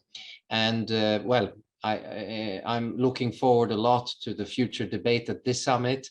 And to see how we can bring the zero vision context further at all levels. So thank you very much for having me, and looking forward to the rest of the debate. Thank you. Thank you, Mr. Olsen, for these interesting insights into the European occupational safety and health policies.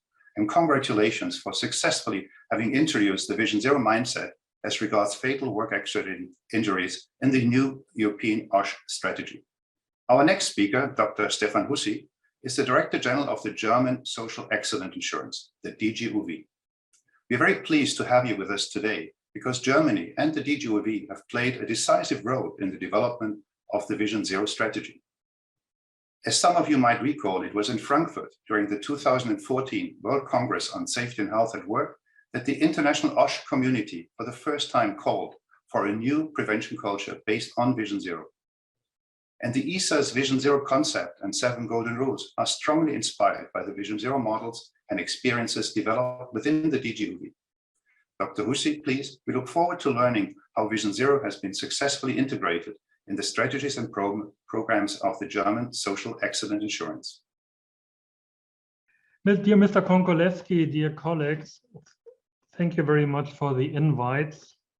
My name is Stefan Vzsj. I am Director General of the German Social Accident Insurance. And I start with a European look at the Vision Zero and go on with Germany and show you a very specific example of how Vision Zero works. The EU Commission has included Vision Zero as an overarching strategy in its new strategic framework for health and safety at work 2021 to 2027. It aims to reduce the number of work-related fatalities as much as possible in line with the Vision Zero approach to work-related fatalities in the EU. The EU will promote the Vision Zero approach to work-related deaths by improving data collection on accidents at work and occupational diseases and analyzing the root causes for each work-related death or injury. Setting up a dedicated Vision Zero tripartite working group and developing targeted information excellent tools to increase awareness, and strengthening enforcement to supporting the Senior Labor Inspections Committee in increasing awareness and of risk to safety and health at company level, sharing good practices, and supporting increased training for labor inspectors. Keep in mind, a strategic framework sets up objectives, but you need a network of partners and institutions to turn our strategy into concrete action. In other words, you need others to bring the Vision Zero to life. On a national level, social accident insurance in Germany and the EU Vision Zero strategy are a perfect match. Why? For almost 140 years, the principles prevention before compensation has dominated the work of the accident insurance in Germany. Awareness of the high costs of work accidents and occupational diseases, long-standing consensus among the social partners, prevention pays dividends, and no limits is prevention with all suitable means. As a result, Vision Zero was adopted by 2008 by the German Social Accident Insurance, DGOV, the umbrella organization of the statutory accident insurance institution in Germany, as a guiding strategy for the prevention work. Let me now give you an example of how social accident insurance translated this into practice. My example is the Social Accident Insurance Institution for the Raw Materials and Chemical Industries, BGRCI.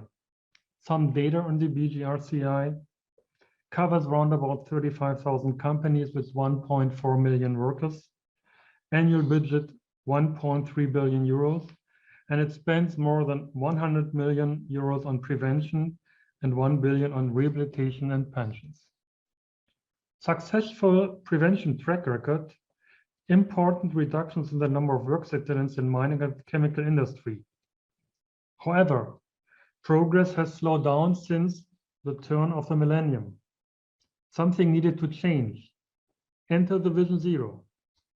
In 2014, the BGRCI adopted the Vision Zero as a core element of BGRCI's prevention.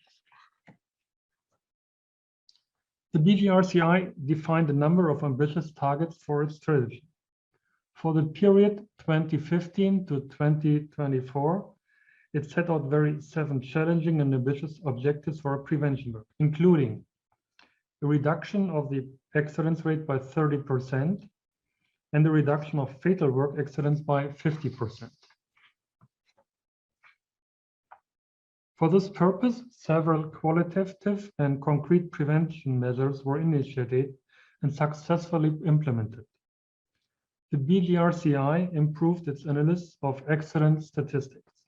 It also improved the quality of its prevention services, in particular customer relations. It increased its focus on hot points, in particular the critical target group of small and medium-sized enterprises. The prevention service increased the frequency of visits to companies, increased training activities, and improved its communication services. It also strengthened its networks and entering partnerships with influential organizations in Germany. In order to be successful, a strategy needs a clear message. Messages warning of the most frequent causes of accidents.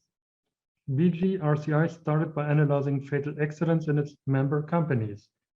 More than 300 fatal accidents at work from 2004 to 2015 were analyzed in detail.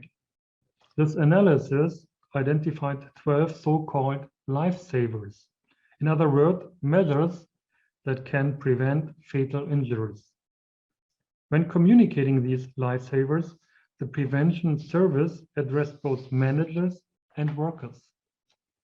If employees and managers know the fact, they are aware of their joint responsibility and consistently observe and implement the 12 lifesavers together. Lives can be saved in the future. The result of this prevention efforts under the application of the Vision Zero approach are impressive. Average results after 5 years of Vision Zero, reductions of serious accidents by 50% in years. At the starting point, they had 0.56 work accident pension cases per thousand. At the end, they had 0.28. So their target was more than 50% reduction. The result for commuting accidents also suggests that the target of minus 50% can be achieved within the 10-year period. We all know it's hard to quantify the financial effects of prevention. However, BGRCI knows how much they spent on work accidents and occupational diseases per year. Based on this, it was able to extrapolate the cost of insurance cases if accident rates had remained unchanged. The result, without a successful intervention, the insurance fund would have had spent 673 million euro on compensating injured workers. The real cost of compensation incurred by the insurance fund was 179 million euros. In other words, without the successful implementation of Vision Zero, companies in the raw materials and chemical industry sectors would spend almost 300% more on compensating injured workers than they actually do today.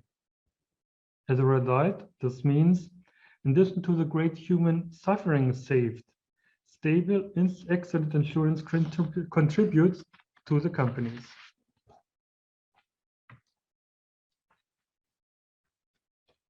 What can we learn from the BGRCA and its Vision Zero strategy?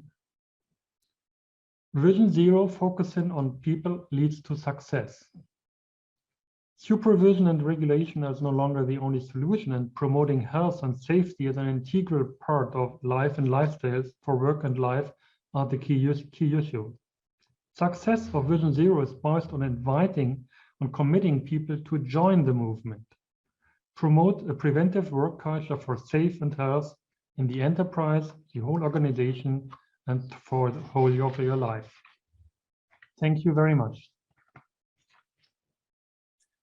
Dr. Vzsj, thank you very much for your excellent presentation and for selecting the BGRCI as a case, because it was this BG that has been a pioneer and reference for the development of the global Vision Zero strategy in the ESA's Special Commission on Prevention. Our next speaker, Mr. Antti Koivula, is the Director General of the Finnish Institute of Occupational Health, also known as FEEL. I'm particularly pleased that Mr. Koivula has agreed to join us for two reasons.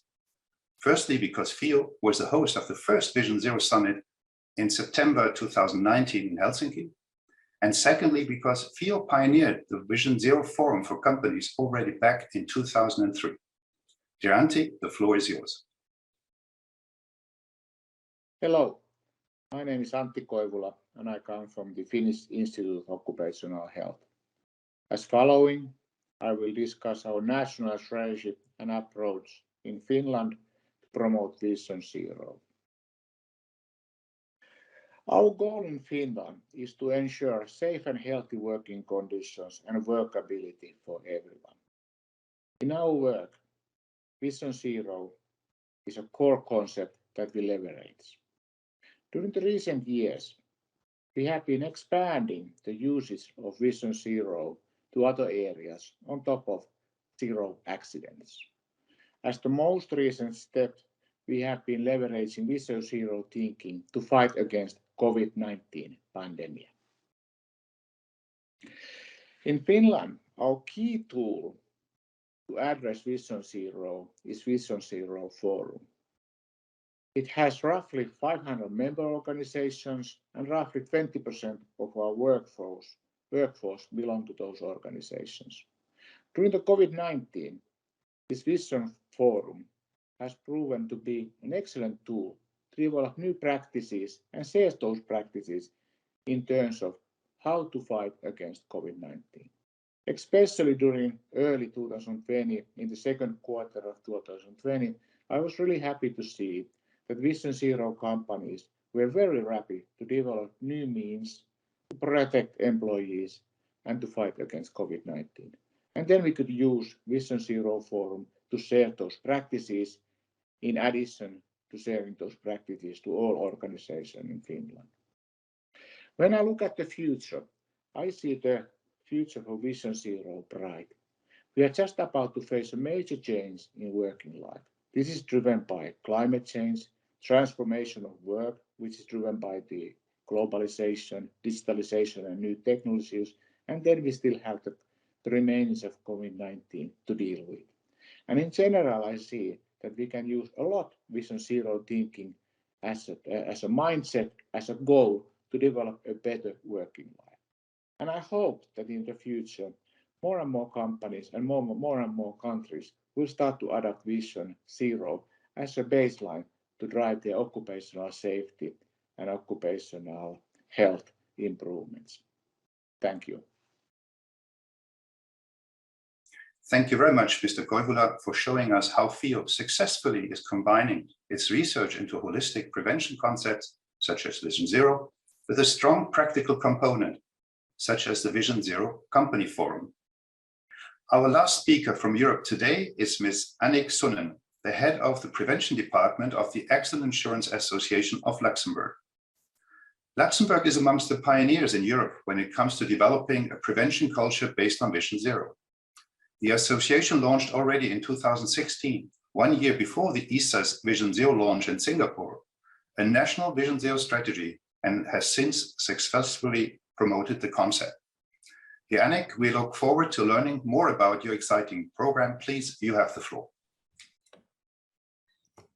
Thank you, dear Hans-Horst, for your kind introduction of our Vision Zero strategy and of my person. It's a great pleasure to be one of the speakers of this Vision Zero Summit. Good morning, good afternoon, good evening to everybody.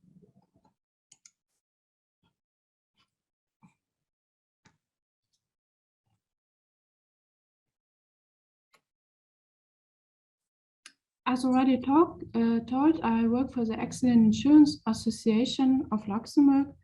We are attached to the Luxembourgish Ministry of Social Security, and we are a public institution in charge of the prevention and also of the compensation of work-related accidents and occupational diseases. I'm going to present you our national strategy of prevention for work-related and commuting accidents as well as occupational diseases. It leads us towards a culture of prevention in the Luxembourgish companies. On this slide, you also see a few questions about Luxembourg, a small country in the center of Europe, with the neighboring countries, Germany, Belgium, and France. The concept of Vision Zero is based on the 7 golden rules developed by ISA, and these rules enable to set up a culture of prevention in every country, independent of size, activity, and region of the world. In Luxembourg's national strategy had already been launched in March 2016 at the Occupational Health and Safety Forum. At these occasions, the National Charter was signed by different ministries, the main trade unions, and by the National Employers Organization, and of course by the Accident Insurance Association. We have set 3 national goals over a period of 7 years within our strategy. One of our goals is to decrease accidents frequency rate by 20%. Companies settled in Luxembourg are encouraged to subscribe to Vision Zero. So far, about 220 companies joined the national community, and our first midterm review of the national strategy was drawn up last year. And I'm going to show you a short video about it.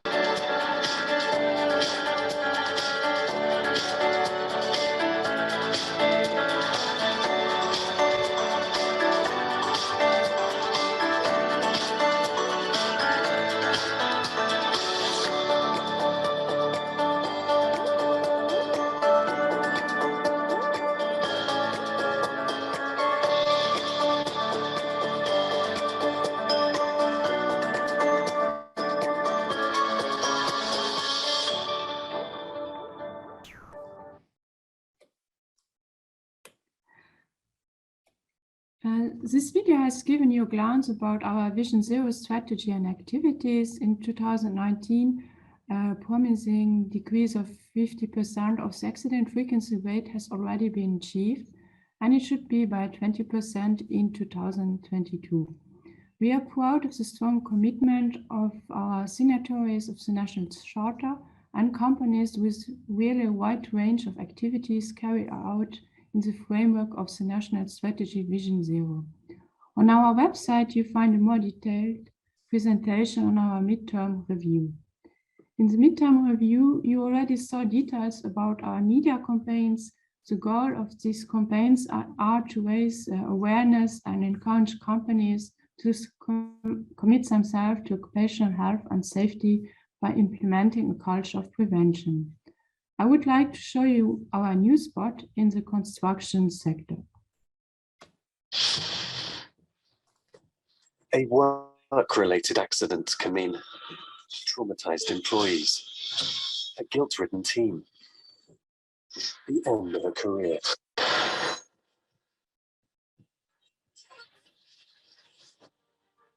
Or it can be avoided together through a culture of prevention. Join Vision Zero.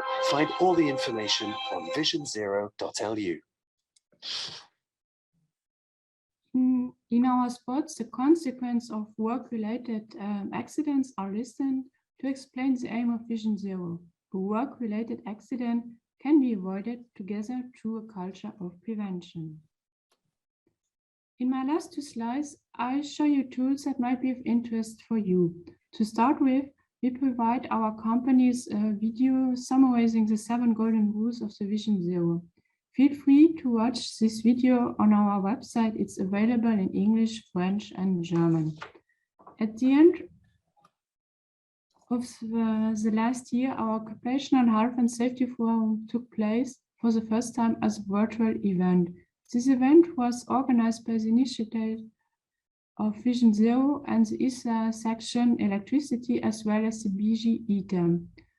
More than 30 speakers presented very diverse topics, ranging from the Vision Zero up to the implementation of ISO 45001, or health and even health and safety issues related to working from home. The recording of the forum is available on our website. After the free registration, you may stream the event, which is also available in 3 languages, English, French, and German. That brings us to the end. I have given you a short presentation of our national strategy, Vision Zero. I invite you to follow us on social media and to have a look at our website, available in English, French, and German. If you happen to be at the end of October in the neighborhood of Luxembourg, don't miss our Occupational Health and Safety Forum. At this occasion, we are going to present also our new charter for the Vision Zero. Should one part of the event be digital, depending on the COVID situation, you may follow us online from all around the world. Thank you for your attention and stay safe. Thank you very much indeed for your interesting and illustrative presentation, Ms. Sonne. And congratulations with the successful implementation of your first National Vision Zero strategy, and especially with your media campaigns focusing on what Vision Zero is all about people. Ladies and gentlemen, dear colleagues, we have come to the end of the European examples of how Vision Zero can be integrated in national strategies and programs. Before we enjoy the break, let me share a few reflections with you. Also, when it comes to national strategies, Vision Zero is not a one-size-fits-all approach, but a flexible concept that can be adjusted to the needs and priorities of the different countries and their specific context and actors involved. Building a prevention culture based on Vision Zero does not only require innovation at company level, the same is necessary for the national OSH organizations. As today's presentations clearly have demonstrated, the Vision Zero mindset has instilled new person-centered and holistic OSH strategies and programs, both in governments, in social security, and in research, oriented towards both the safety, health, and well-being of people. But no matter the point of departure, all of the organizations and institutions represented have embarked on a journey towards a prevention culture based on the belief that every accident, disease, and harm at work can be prevented if people come first. They all believe in Vision Zero. Ladies and gentlemen, dear colleagues, it's time for me to say goodbye now as we approach a well-deserved break. After the break, Dr. Azlan Darus, the head of prevention of SOCSO, the Social Security Organization of Malaysia, will take over as moderator and take you to the next geographical region, the Americas. Enjoy the break But stay tuned and join us again in exactly 1 hour. Dear session chairs and speakers, thank you very much for this exciting first part of your sessions. Ladies and gentlemen, the summit organizer kindly asks you to spend a few minutes to complete a short survey about future Vision Zero promotion activities. Please click on the banner Request for Survey and share your view by filling the questionnaires. Thank you for your kind support. But now it's time for a well-deserved break. During the break, we will show interesting video spots and information from our supporters and sponsors. Relax and enjoy. The second part of the session will begin as indicated on the screen. Please be back on time.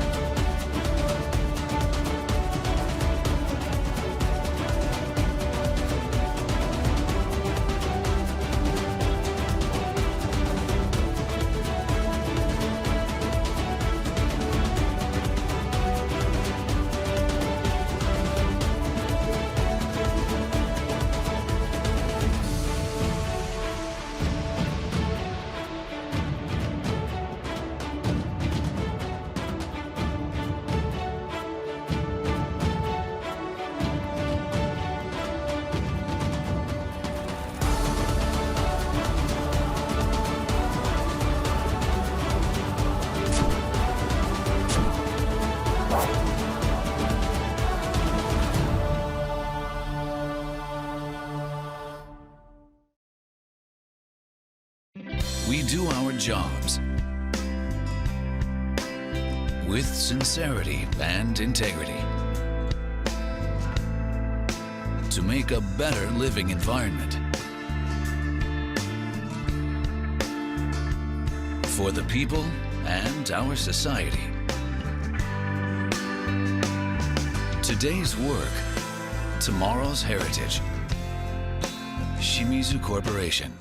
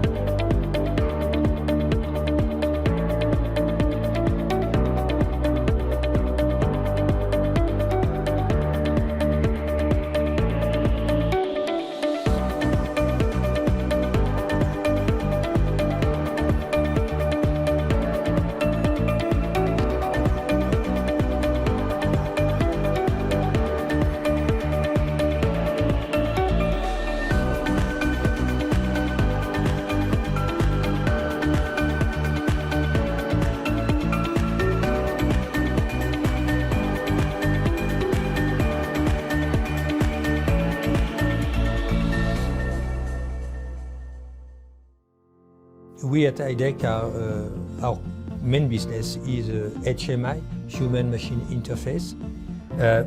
We believe that this will change.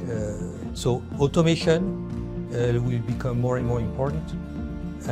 We will also need to address new requirements from people in terms of their own well-being. So again, a lot of new things that we can develop to move forward and provide additional safety and peace of mind.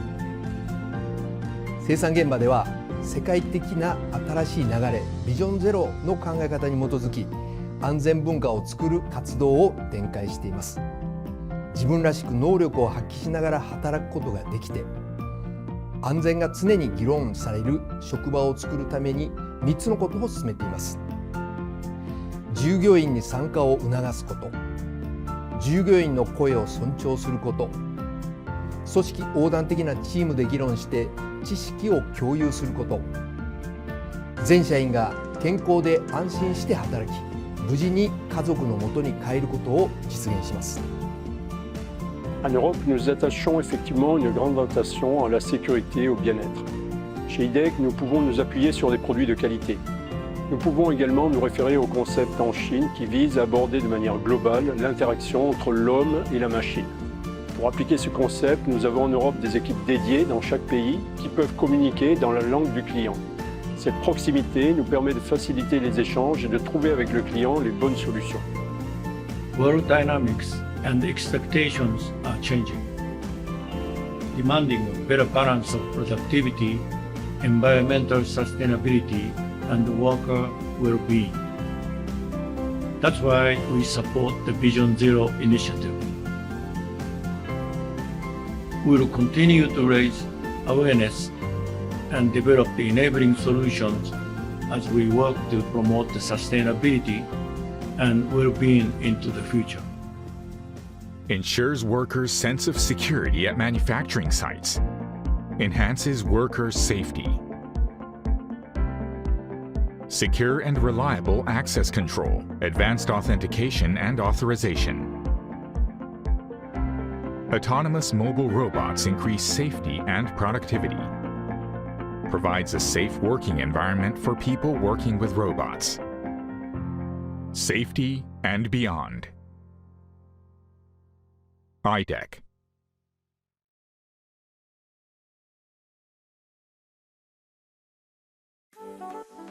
働く環境は多種多様。職場での事故などに起因する怪我や疾病は適切な方策で避けられます。国際安全規格に基づいて危険源とリスクをタイムリーに同定し、適切な保護方策を行うことで怪我や疾病を未然に防ぎ、健康に働くことができます。働く人の安全・安心・健康、そしてウェルビーイングの実現を目指すことが企業価値を高め、より良い社会成長につながります。日本認証株式会社は安全・健康、そしてウェルビーイングの実現を目指す世界の安全新潮流ビジョンゼロを企業活動の指針とし、働く環境の安全化を現場目線で推進する技術と、企業のビジネスリーダー目線で推進するマネージメントの両面から働く職場の安心・安全化にフォーカスし、その実現を推進しています。主な企業活動は3つ。働く人の安全を司る機械、防爆、ロボット、マネジメントの4つの安全要員認証資格。世界各国の製品認証の取得。人と機械の協調安全技術セーフティ 2.0 の適合審査登録制度。3つの観点から労働環境の安心・安全化に貢献します。働く人たちが日々ウェルビーイングを実感できるグローバル社会の実現を推進する日本認証株式会社のこれからにご期待ください。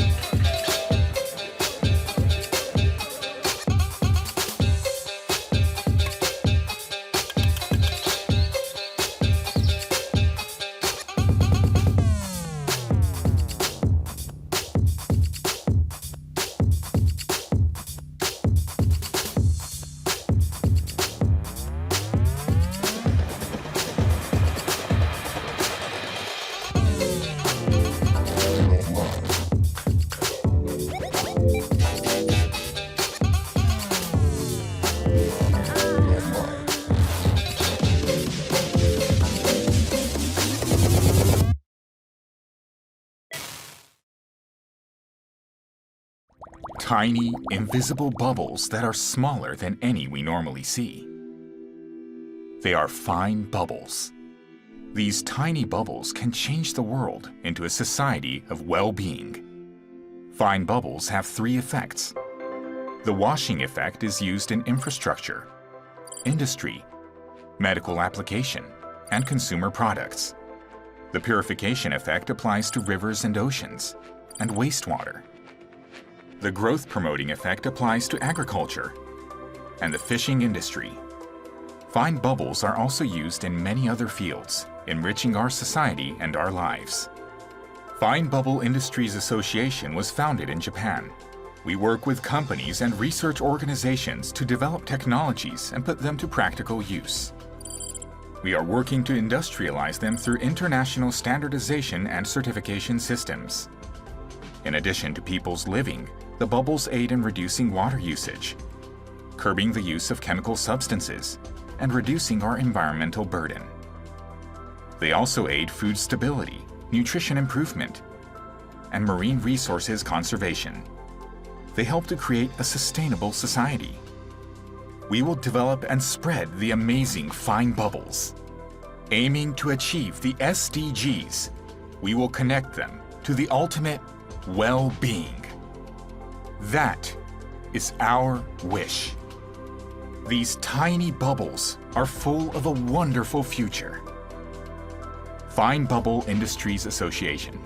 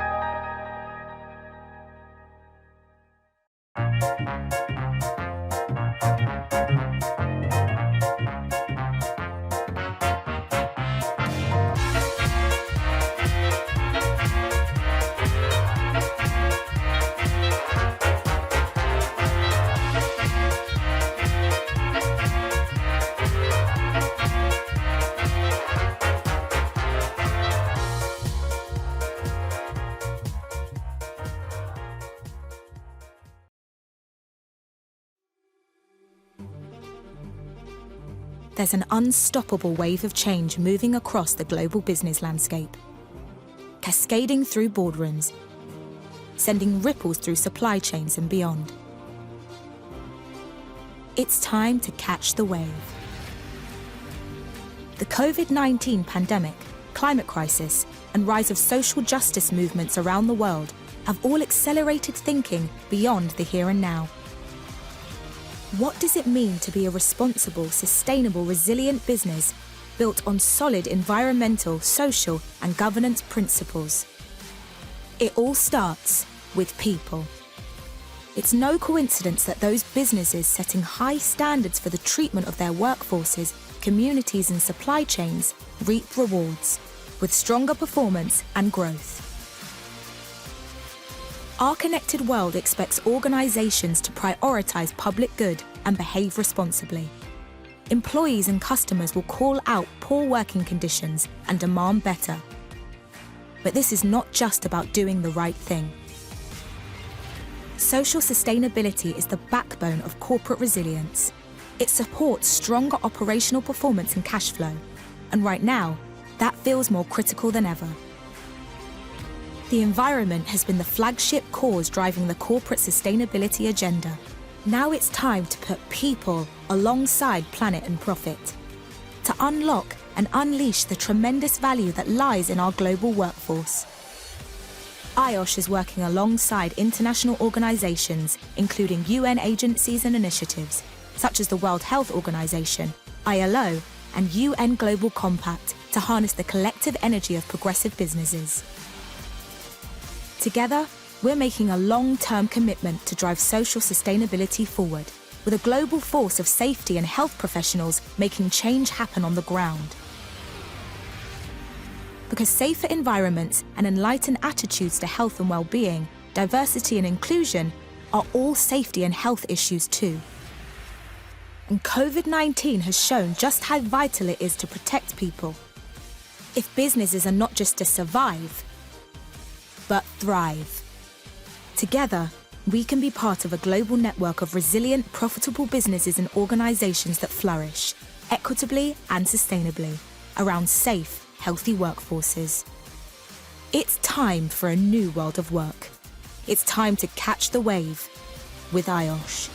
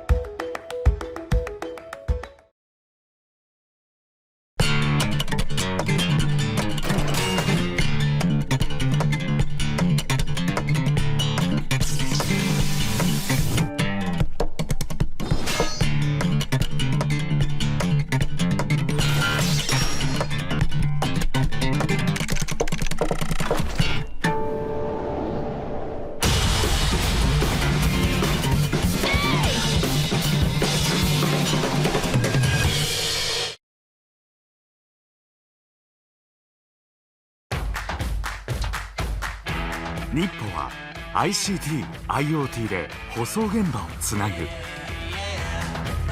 新たな取り組みで生産性と安全性の向上、道路技術の最前線でイノベーションを起こす。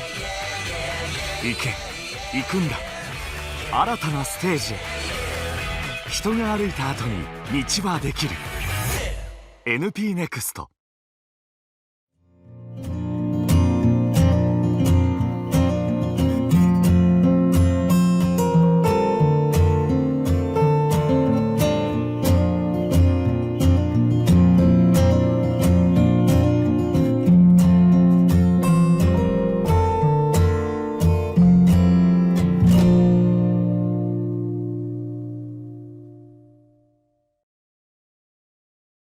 Hello, my name is Pernille Tau. I'm Department Manager at Human House and I'm leading our International Vision Zero activities. Human House is a major leadership and us consulting company in Denmark. Our customers include 2,500 private and public Danish and international companies, and Human House is also a professional accredited IOS Vision Zero training provider, as well as hosting the Danish Vision Zero Business Council. Visit our website humanhouse.com/vision0 to learn more about how we can help you to implement Vision Zero in your organization.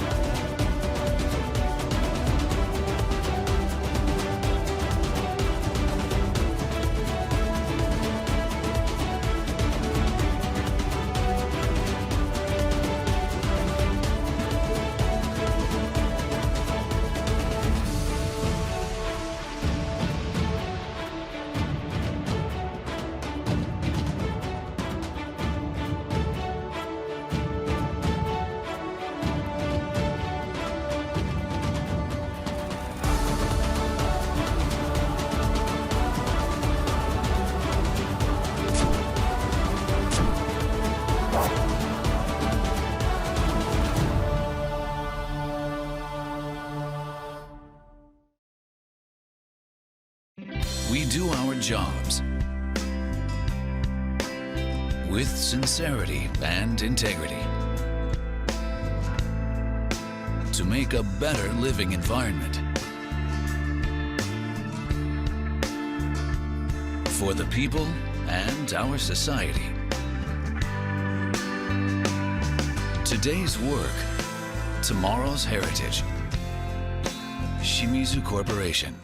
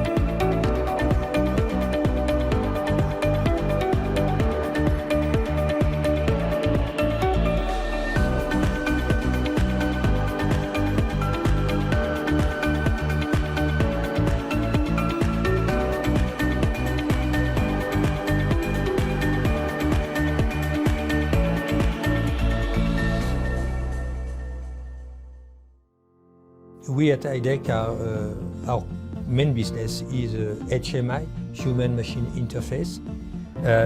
We believe that this will change. So automation will become more and more important. We will also need to address a new requirement from people in terms of their own well-being. So again, a lot of new things that we can develop to move forward and provide additional safety and peace of mind. 生産現場では世界的な新しい流れビジョンゼロの考え方に基づき安全文化を作る活動を展開しています。自分らしく能力を発揮しながら働くことができて安全が常に議論される職場を作るために3つのことを進めています。従業員に参加を促すこと、従業員の声を尊重すること、組織横断的なチームで議論して知識を共有すること、全社員が健康で安心して働き、無事に家族のもとに帰ることを実現します。En Europe, nous attachons effectivement une grande attention à la sécurité et au bien-être. Chez IDEC, nous pouvons nous appuyer sur des produits de qualité. Nous pouvons également nous référer au concept en Chine qui vise à aborder de manière globale l'interaction entre l'homme et la machine. Pour appliquer ce concept, nous avons en Europe des équipes dédiées dans chaque pays qui peuvent communiquer dans la langue du client. Cette proximité nous permet de faciliter les échanges et de trouver avec le client les bonnes solutions. World dynamics and expectations are changing, demanding a better balance of productivity, environmental sustainability, and worker well-being. That's why we support the Vision Zero initiative.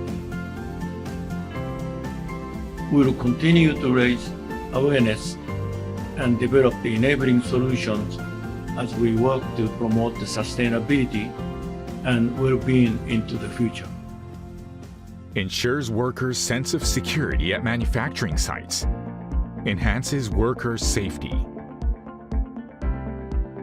Secure and reliable access control, advanced authentication and authorization. Autonomous mobile robots increase safety and productivity.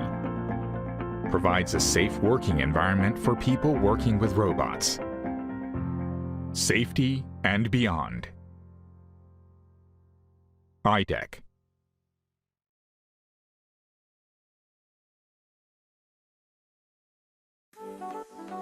働く環境は多種多様。職場での事故などに起因する怪我や疾病は適切な方策で避けられます。国際安全規格に基づいて危険源とリスクをタイムリーに同定し、適切な保護方策を行うことで怪我や疾病を未然に防ぎ、健康に働くことができます。働く人の安全・安心・健康、そしてウェルビーイングの実現を目指すことが企業価値を高め、より良い社会成長につながります。日本認証株式会社は安全・健康、そしてウェルビーイングの実現を目指す世界の安全新潮流ビジョンゼロを企業活動の指針とし、働く環境の安全化を現場目線で推進する技術と、企業のビジネスリーダー目線で推進するマネージメントの両面から働く職場の安心・安全化にフォーカスし、その実現を推進しています。主な企業活動は3つ。働く人の安全を司る機械、防爆、ロボット、マネジメントの4つの安全要因認証資格。世界各国の製品認証の取得。人と機械の協調安全技術セーフティ 2.0 の適合審査登録制度。3つの観点から労働環境の安心・安全化に貢献します。働く人たちが日々ウェルビーイングを実感できるグローバル社会の実現を推進する日本認証株式会社のこれからにご期待ください。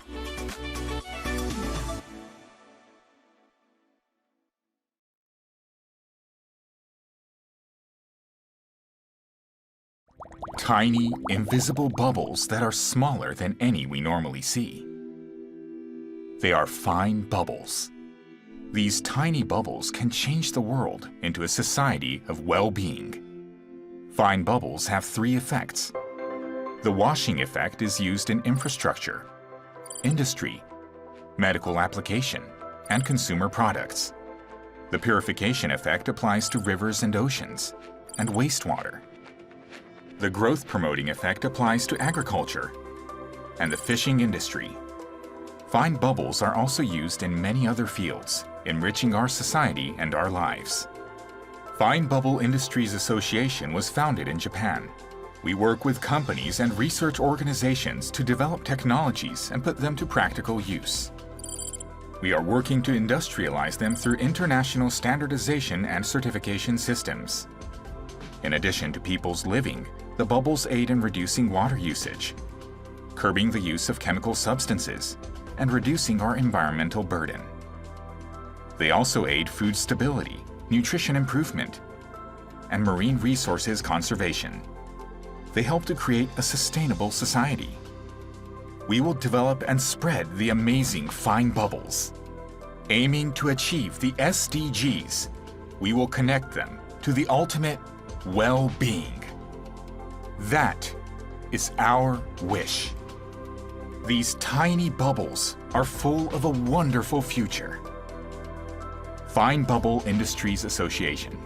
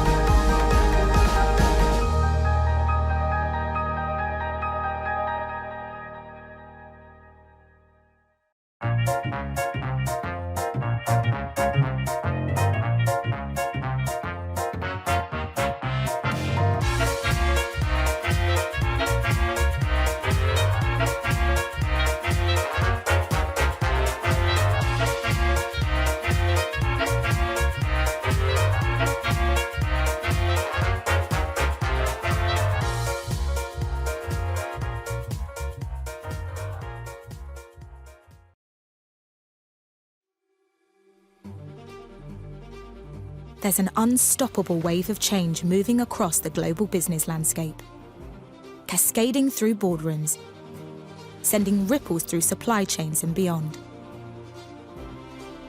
It's time to catch the wave. The COVID-19 pandemic, climate crisis, and rise of social justice movements around the world have all accelerated thinking beyond the here and now. What does it mean to be a responsible, sustainable, resilient business built on solid environmental, social, and governance principles? It all starts with people. It's no coincidence that those businesses setting high standards for the treatment of their workforces, communities, and supply chains reap rewards with stronger performance and growth.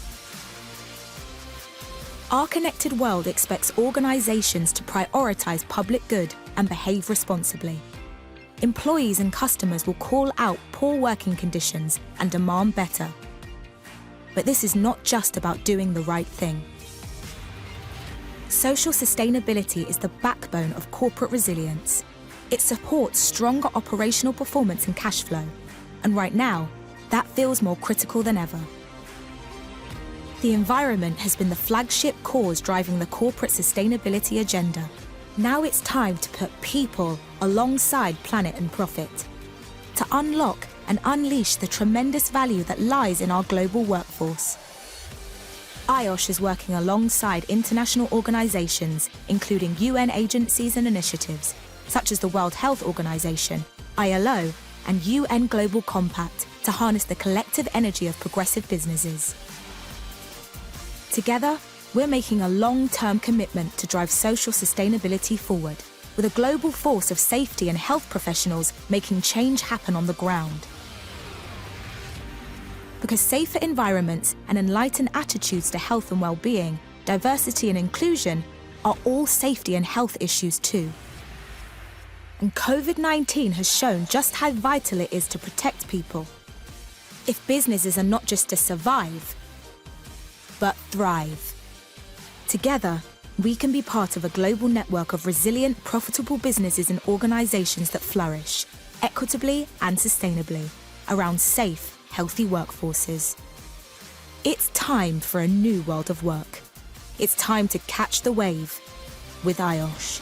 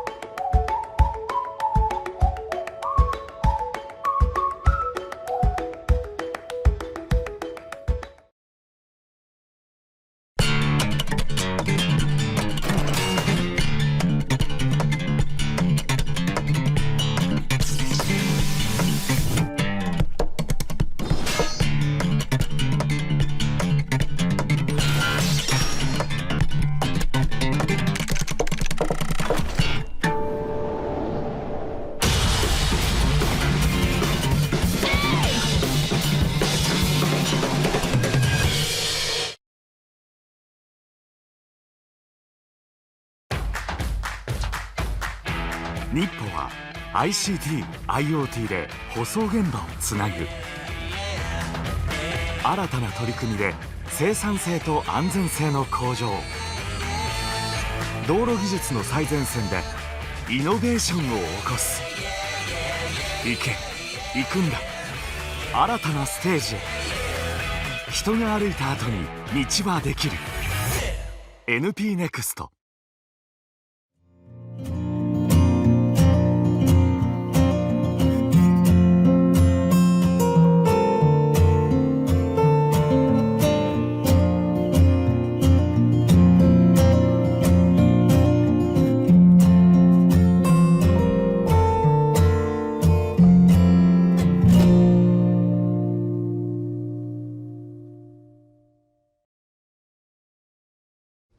my name is Pernille Tau.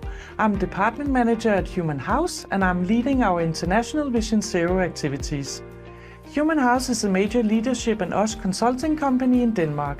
Our customers include 2,500 private and public Danish and international companies, and Human House is also a professional accredited IOS Vision Zero training provider, as well as hosting the Danish Vision Zero Business Council. Visit our website humanhouse.com/Vision Zero to learn more about how we can help you to implement Vision Zero in your organization.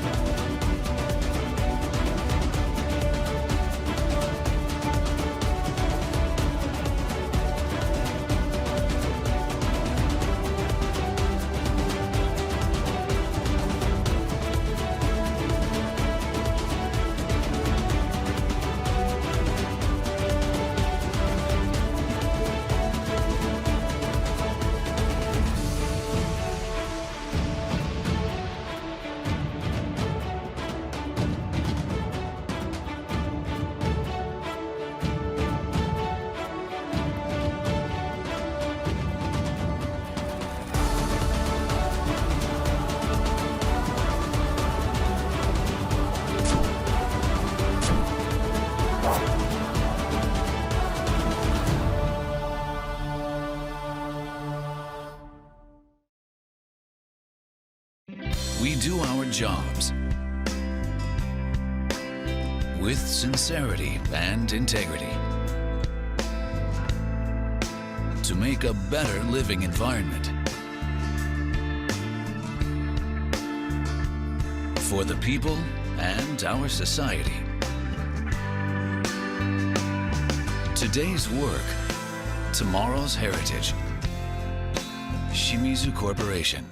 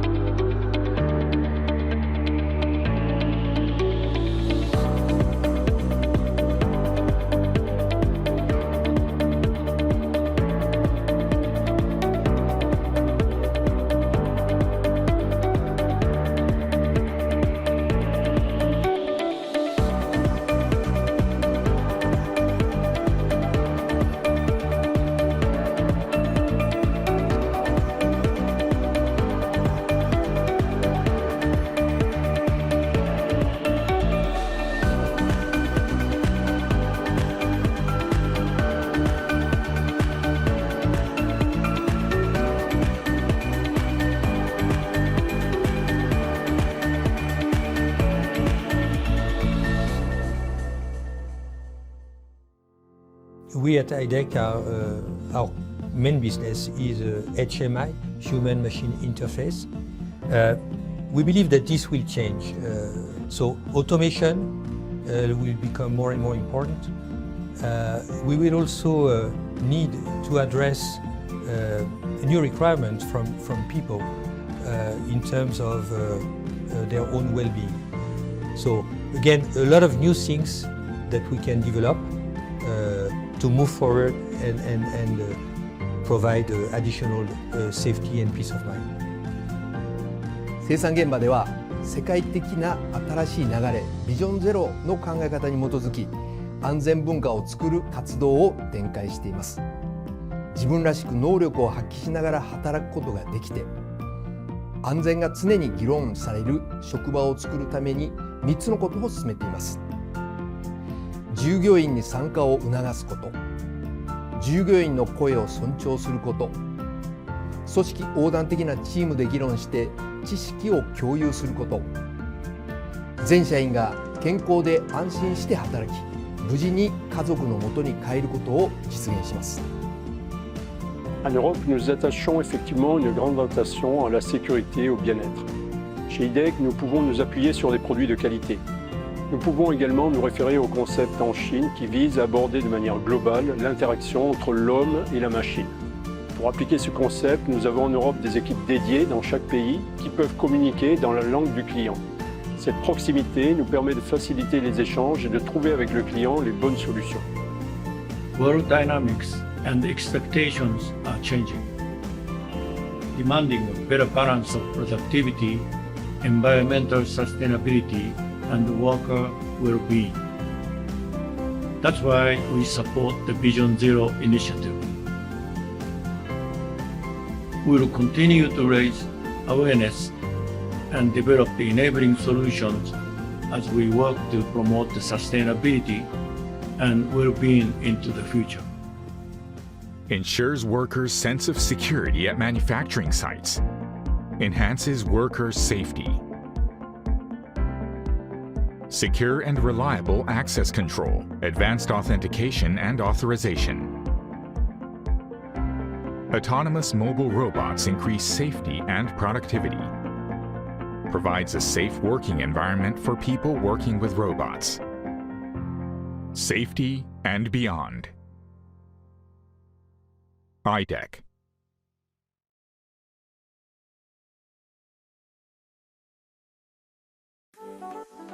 働く環境は多種多様。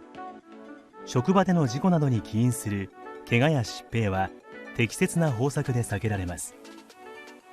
国際安全規格に基づいて危険源とリスクをタイムリーに同定し、適切な保護方策を行うことで怪我や疾病を未然に防ぎ、健康に働くことができます。働く人の安全・安心・健康、そしてウェルビーイングの実現を目指すことが企業価値を高め、より良い社会成長につながります。日本認証株式会社は安全・健康、そしてウェルビーイングの実現を目指す世界の安全新潮流ビジョンゼロを企業活動の指針とし、働く環境の安全化を現場目線で推進する技術と、企業のビジネスリーダー目線で推進するマネージメントの両面から働く職場の安心・安全化にフォーカスし、その実現を推進しています。主な企業活動は3つ。働く人の安全を司る機械、防爆、ロボット、マネジメントの4つの安全要因認証資格。世界各国の製品認証の取得。人と機械の協調安全技術セーフティ 2.0 の適合審査登録制度。3つの観点から労働環境の安心・安全化に貢献します。働く人たちが日々ウェルビーイングを実感できるグローバル社会の実現を推進する日本認証株式会社のこれからにご期待ください。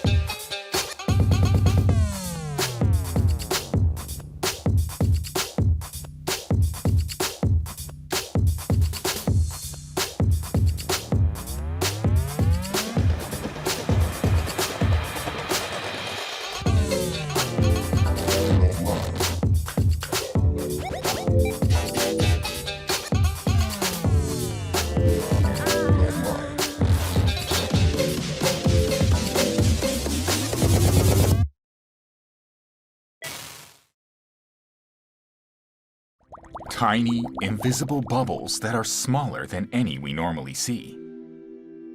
They are fine bubbles. These tiny bubbles can change the world into a society of well-being. Fine bubbles have three effects. The washing effect is used in infrastructure, industry, medical application, and consumer products. The purification effect applies to rivers and oceans, and wastewater. The growth-promoting effect applies to agriculture and the fishing industry. Fine bubbles are also used in many other fields, enriching our society and our lives. Fine Bubble Industries Association was founded in Japan. We work with companies and research organizations to develop technologies and put them to practical use. We are working to industrialize them through international standardization and certification systems. In addition to people's living, the bubbles aid in reducing water usage, curbing the use of chemical substances, and reducing our environmental burden. They also aid food stability, nutrition improvement, and marine resources conservation. They help to create a sustainable society. We will develop and spread the amazing fine bubbles. Aiming to achieve the SDGs, we will connect them to the ultimate well-being. That is our wish. These tiny bubbles are full of a wonderful future. Fine Bubble Industries Association.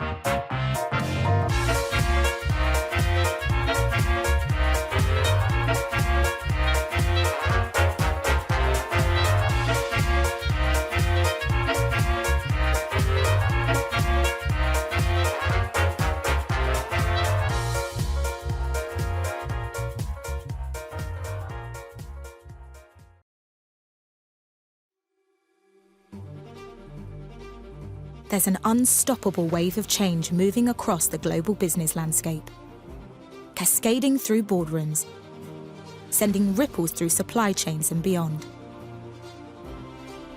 It's time to catch the wave. The COVID-19 pandemic, climate crisis, and rise of social justice movements around the world have all accelerated thinking beyond the here and now. What does it mean to be a responsible, sustainable, resilient business built on solid environmental, social, and governance principles? It all starts with people. It's no coincidence that those businesses setting high standards for the treatment of their workforces, communities, and supply chains reap rewards with stronger performance and growth. Our connected world expects organizations to prioritize public good and behave responsibly. Employees and customers will call out poor working conditions and demand better. But this is not just about doing the right thing. Social sustainability is the backbone of corporate resilience. It supports stronger operational performance and cash flow. And right now, that feels more critical than ever. The environment has been the flagship cause driving the corporate sustainability agenda.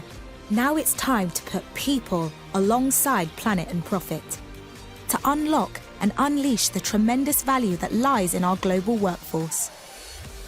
IOSH is working alongside international organisations, including UN agencies and initiatives, such as the World Health Organization, ILO, and UN Global Compact, to harness the collective energy of progressive businesses.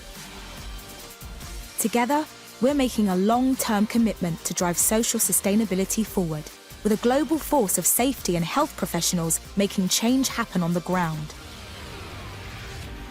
Because safer environments and enlightened attitudes to health and well-being, diversity and inclusion are all safety and health issues too. And COVID-19 has shown just how vital it is to protect people. If businesses are not just to survive, but thrive. Together, we can be part of a global network of resilient, profitable businesses and organisations that flourish, equitably and sustainably, around safe, healthy workforces. It's time for a new world of work. It's time to catch the wave with IOSH.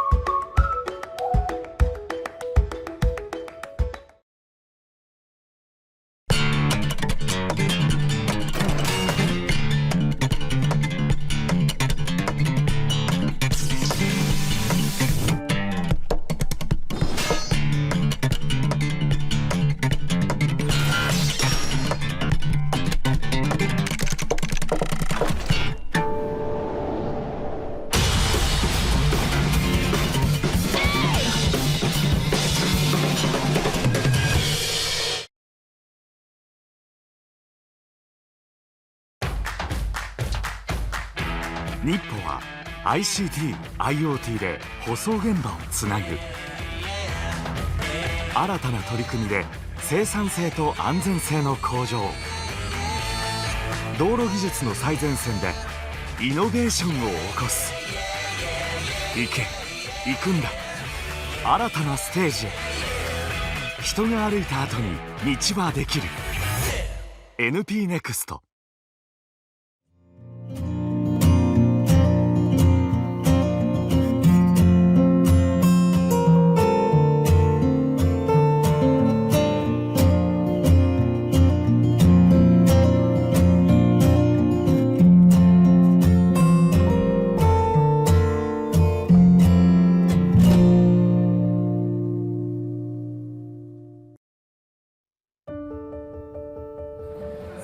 Nikkei is Japan's leading economic media company. We have been delivering reliable economic information ever since 1876. We are constantly making information available with ever greater speed and accuracy. Nikkei is always one step ahead in an era of ceaseless change. We make the best use of advanced digital technologies. Our approach employs both hard data and the wisdom of intuition to dig more deeply into what really matters. We understand how to use the insights of our readers and customers, and we constantly surpass expectations. We offer a new type of media experience, and we harness more and more of our expanding media potential. Nikkei relentlessly pursues new innovations through our Research and Development Group, which is at the forefront of emerging trends such as AI and AR/VR use. As a media company with a profound understanding of technology, Nikkei will never rest in its mission to fulfill user needs in every possible way.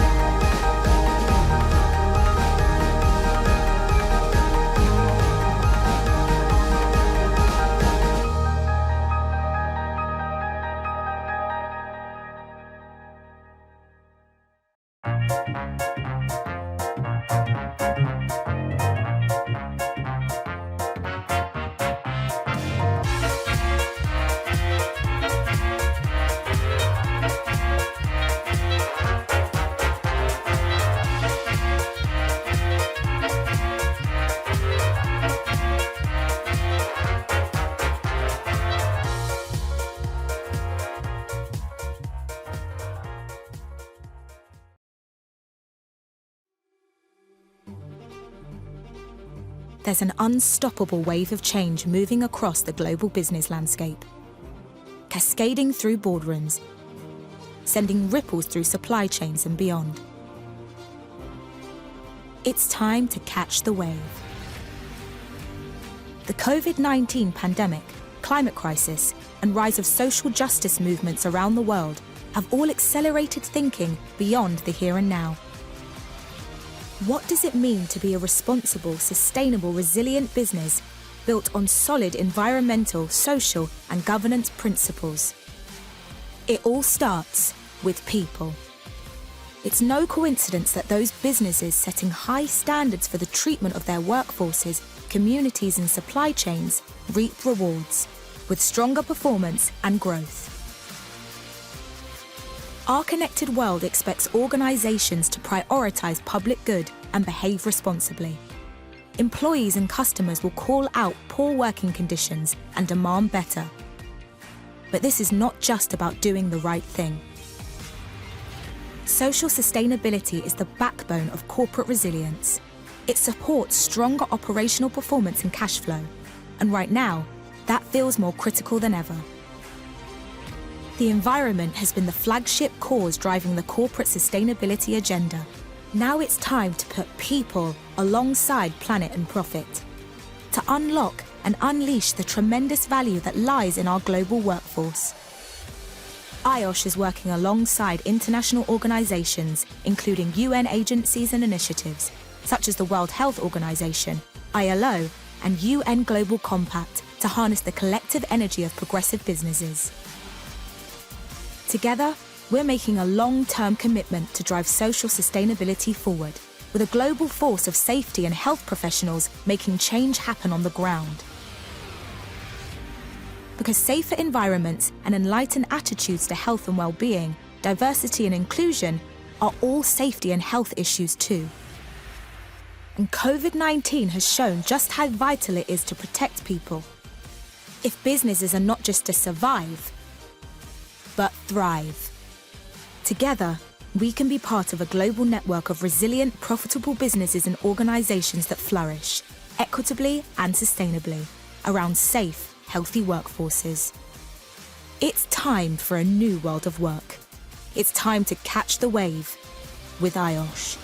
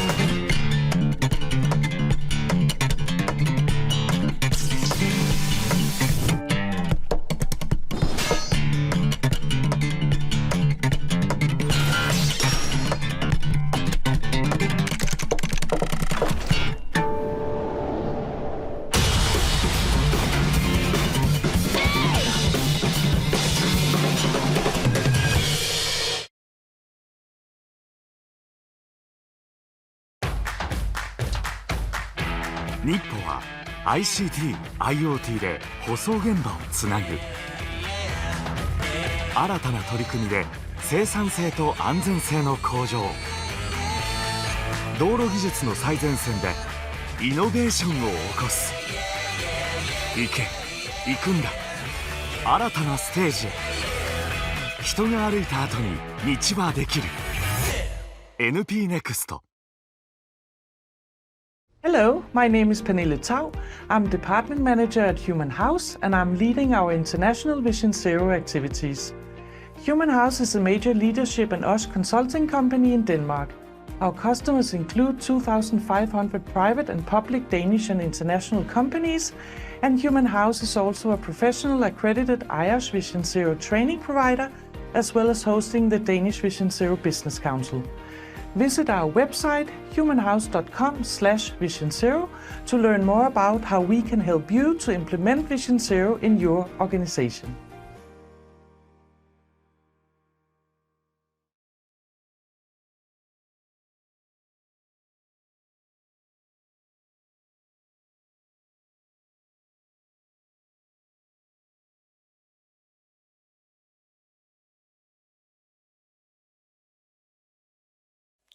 Ladies and gentlemen, welcome back to the second part of Day 3 of the Vision Zero Summit Japan 2022. The summit is the result of collective effort by many different organizations and individuals. It is organized by the Global Coalition for Safety and Health at Work, Task Group on Vision Zero at Enterprise Level, and the Institute of Global Safety Promotion in close collaboration with the official co-organizers. We also would like to thank again our supporters and sponsors for their important contribution to the organization of the summit. Please note the recording, filming, and storage of images of the summit, as well as posting unauthorized use of the summit content, is not allowed. Thank you very much for your kind understanding. Now, please go back to your session by clicking on the respective room on the left-hand side of the web page and enjoy the second part of the session. Next break and ready for the next segment for our session. Thank you very much, Mr. Konkaluski, who moderated the previous segment, who gave us an introduction just before the break. So, ladies and gentlemen, and dear colleagues, we have heard presentations from Asia, Africa, and Europe, and combined, we have heard national strategies for Vision Zero from 11 countries. So now it is time to move on to the next region, which is the Americas. The Americas had long been a source of reference for many occupational safety and health practitioners in the world. This must have been due to the strong research culture and commitment to safe and healthy working environment in the region. Therefore, the Vision Zero concept is not unfamiliar and would have been part of their concept in the workplace safety and health. I am pleased today that we shall hear from two prominent speakers, the first being Dr. Margaret Kidd, who is currently the Deputy Director at the National Institute of Occupational Safety and Health of the United States. And our second speaker is Mr. Kevin Mooney, Vice President for Prevention and Employee Services at the Workers' Compensation Board of Saskatchewan, Canada. I am already excited to listen to the speakers, so let's start with the first presentation. The National Institute of Occupational Safety and Health of the United States have long been a resource for many of us occupational safety and health practitioners all over the world. So today, let's hear from Dr. Margaret Kidd, the Deputy Director of NIOSH, on the total worker health and the Vision Zero. So please welcome Dr. Margaret Kidd. Thank you very much. Let me get my slides here. Well, greetings from the National Institute for Occupational Safety and Health in the United States. It's a pleasure to be with you today.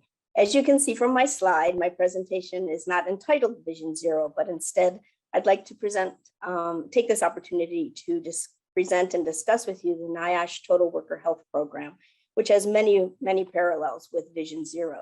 Both programs aim to reinforce how very important it is to focus on safety, health, and well-being within the workplace.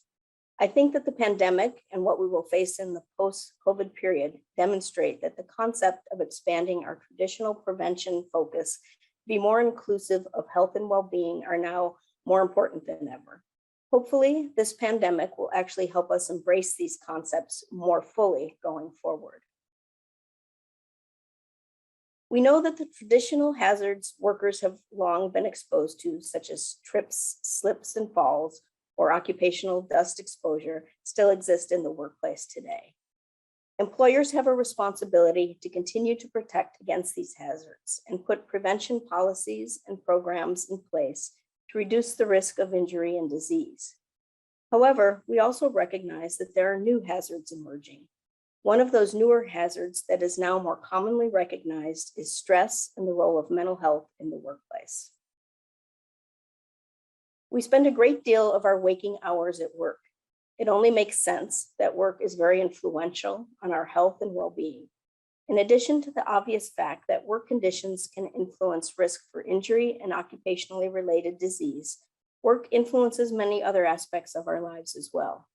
For example, where we work likely influences the location of where we live and how we commute to work, both of which affect our environmental risk factors and likelihood of motor vehicle accidents getting to and from work, or the type of public transportation that's available. If we work long hours or perform shift work, it impacts our ability to exercise, eat healthy, have good sleep habits, and socially interact with family and friends. The benefits our employer provides dictates the quantity and quality of healthcare available to us, and certainly our financial and emotional security. Additionally, work may influence use of tobacco products or the consumption of alcohol. And for the same reasons, work can influence the likelihood of chronic disease and obesity. And shift work has been demonstrated to be associated with numerous adverse health outcomes. The concept of total worker health emphasizes the importance employers and supervisors, particularly frontline supervisors, have in influencing not just workplace safety, but the overall health and well-being of its workers. It is important that employers and supervisors recognize the roles that they play. Total worker health has 5 essential elements: a true commitment on the part of leadership, an emphasis on designing work to be safe and healthy, encouraging participation of workers to be part of solving workplace problems and addressing issues, ensuring confidentiality and privacy, and lastly, making sure there is an integration of health and safety systems, human resource policies, benefits programs, promotional opportunities, and other workplace systems. Policies and programs need to be cohesive and not be in conflict with one another. So as you can see, there are many parallels between these defining principles and the 7 golden rules of Vision Zero. The importance of leadership, ensuring safe and healthy systems, investing in people, and motivating participation are key elements of both. If you take one company that does the bare minimum to keep workers safe, another company that keeps workers safe, plus establishes quality policies and programs to keep workers safe and healthy, and a third company that not only does these 2 things, but then goes beyond to attempt to grow health, that last company provides benefit to the workers, employers, and the community. Having worker engagement means workers are more likely to want to do something rather than feel that they have to do something. If companies and supervisors pay attention to increase flexibility where they can, engage workers in participatory problem solving, pay attention to preferences of work shifts, and acknowledge that benefits may need to change in order to meet the changing needs of workers, the lives of workers improve. This can lead to increased productivity and less worker turnover, which of course is beneficial to the company. It can lead to healthier workers with a longer and healthier work life and betterment of society as a whole. Some of you may be familiar with the concept of the hierarchy of controls within the workplace. Here we present the hierarchy of total worker health interventions. The first intervention is eliminating workplace policies and programs that are unsafe or unhealthy. Next would be to substitute health-enhancing policies and practices. This is followed by redesign of the workplace to make it a safer and healthier workplace. Next on this inverted pyramid is education of workers and supervisors to increase awareness of health and safety and encouraging personal health changes.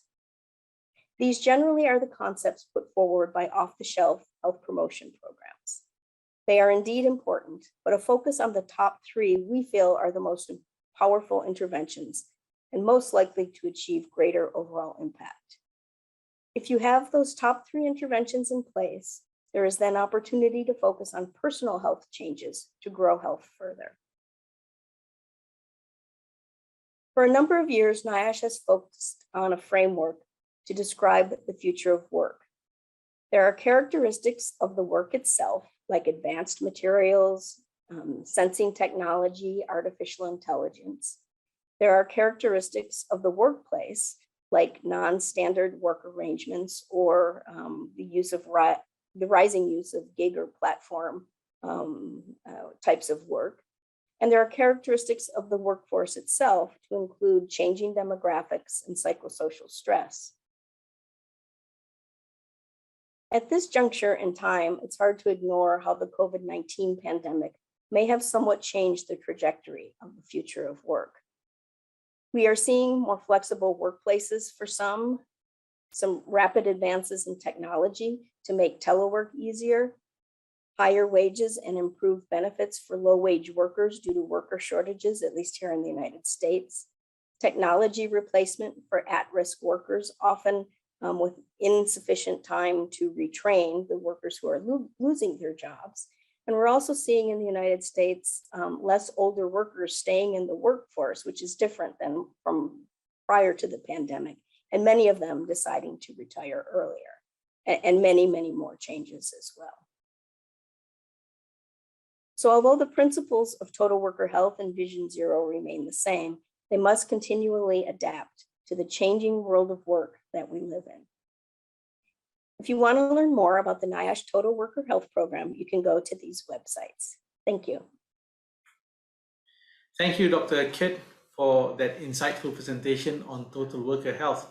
So, ladies and gentlemen, we can already see the similarities of the 7 golden rules of Vision Zero and with the hierarchy of prevention in the total worker health. So our next speaker will talk about the next generation of prevention in Canada. I am pleased to welcome Mr. Kevin Mooney, who is the Vice President for Prevention and Employer Services at the Workers' Compensation Board of Saskatchewan of Canada. And Mr. Mooney, the floor is yours. Good morning and perhaps a good afternoon or good evening to many of you who might be joining us from other time zones across the globe. Thank you so much for the invite. My name is Kevin Mooney and I'm the Vice President of Prevention and Employer Services at the Saskatchewan Workers' Compensation Board. Over the next 15 minutes, I'll share our journey around injury prevention in the Canadian province of Saskatchewan.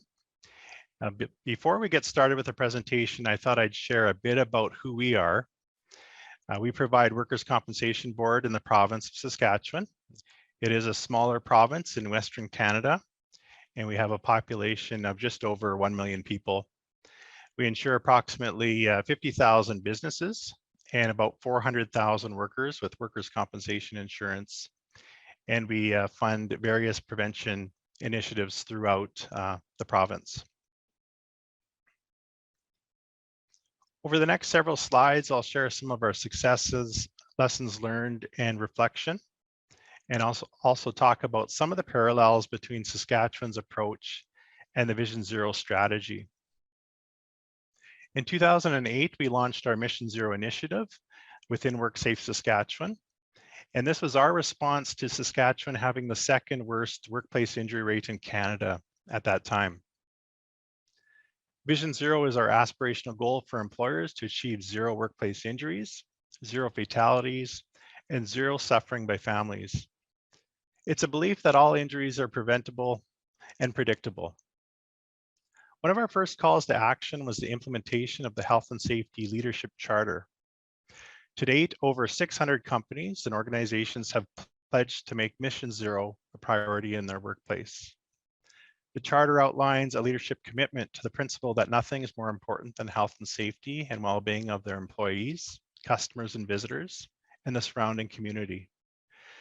A couple of the commitments outlined in this charter include the commitment to integrate health and safety into business strategies, to effectively manage health and safety risks at the workplace, to strive for continuous improvement in health and safety, to provide an environment that enables employees to participate in health and safety, and to participate in a community of practice where we openly share best practices with each other. Our traditional approaches relate to more of the safety elements of ESA's Vision Zero strategy, and part of our strategy includes a WorkSafe partnership with the ministry responsible for occupational safety enforcement in the province. In partnership, we have a work plan that follows a 5-pillar approach to injury prevention. Awareness, where we have many targets throughout the year. Education, we offer training related to occupational health and safety committees and supervisor training for safety. We have a targeting approach, so we proactively target employers with the highest injury rates, around 200 to 250 each year, and we actively work with them to reduce their injury rates. We have various partnerships that really focus on specific technical expertise. And then of course, enforcement, where we have directed inspections. We've had really good outcomes over the last several years. However, in 2017, our injury rates started to plateau. And in 2018, we even saw our first increase in over a decade. The chart on the left illustrates roughly a 50% reduction in our provincial total injury rate from 2010 to 2021. However, the charts on the right illustrate a different story. They show a consistent number of serious injuries, around 2,400 each year, and workplace fatalities, around 38 on average each year in the province of Saskatchewan. So these numbers have been very flat. As a result, in 2018, we completed some analysis, research, jurisdictional scans. We looked at the information that ESA had provided, and we developed a serious injury definition. What we found is approximately about 12% of our total injuries each year are serious. However, they account for more than 85% of our costs in the entire compensation system. As a result, in 2019, we developed a fatalities and serious injury strategy. The WCB's fatality data led to 4 focus priorities. Asbestos exposure was a focus because 30% of our fatalities are related to occupational diseases. Workplace motor vehicle crashes, because they're the #1 cause of acute related fatalities in our province. Firefighter cancer exposure account for about 23% of occupational disease fatalities in our province, and falls from height are the 5th leading cause of fatality.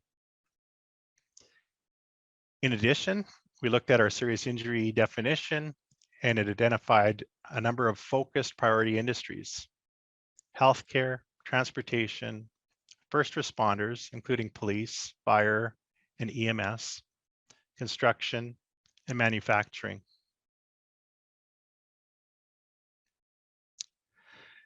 Our fatalities and serious injury strategy focused on both passive and active prevention approaches.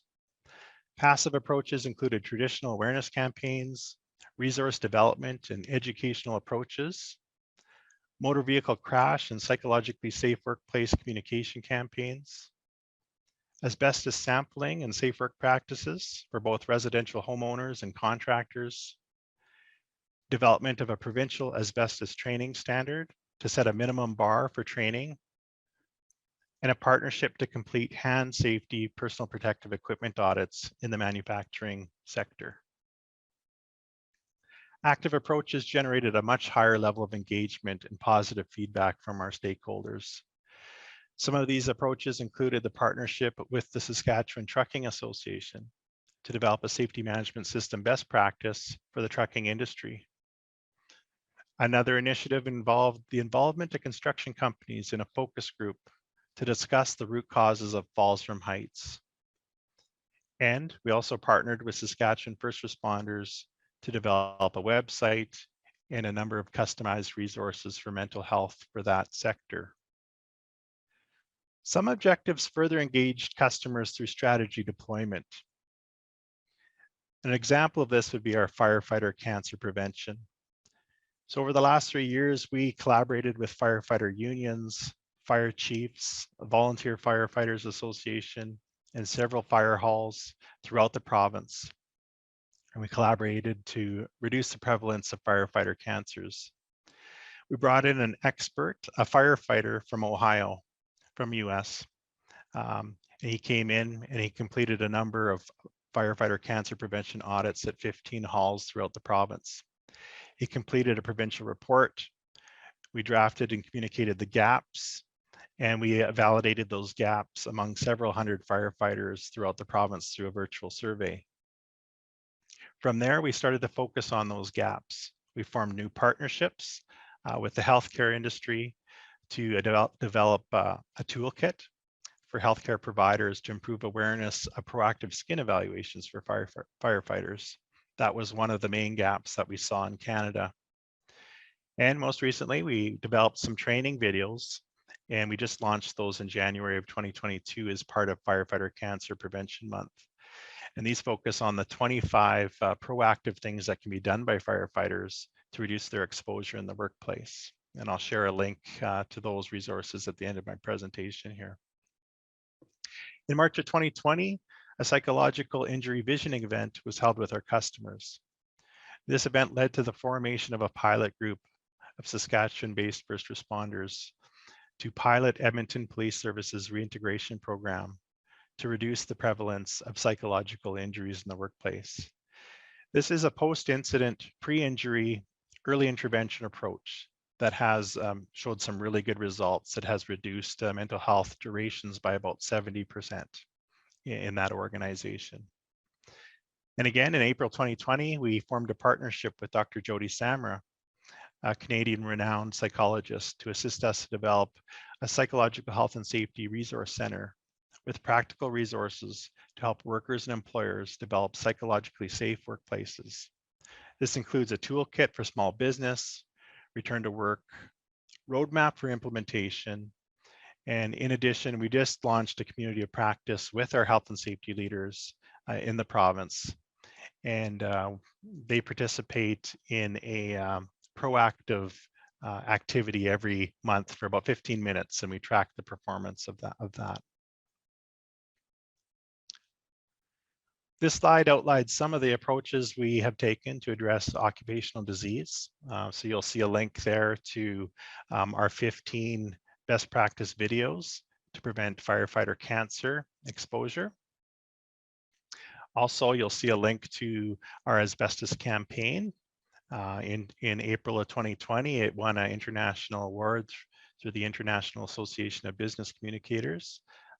So an award of merit for the approach that we took for that strategy as well. This slide outlines some of the approaches to proactively develop psychologically safe workplaces. So you're going to see a link to our resource center. There's a number of resources on there that target each of the 13 psychosocial factors, and it's in alignment with the national standard for psychologically health and safety in the workplace in Canada. So we're following that standard and helping employers to deploy and implement that system within their workplaces.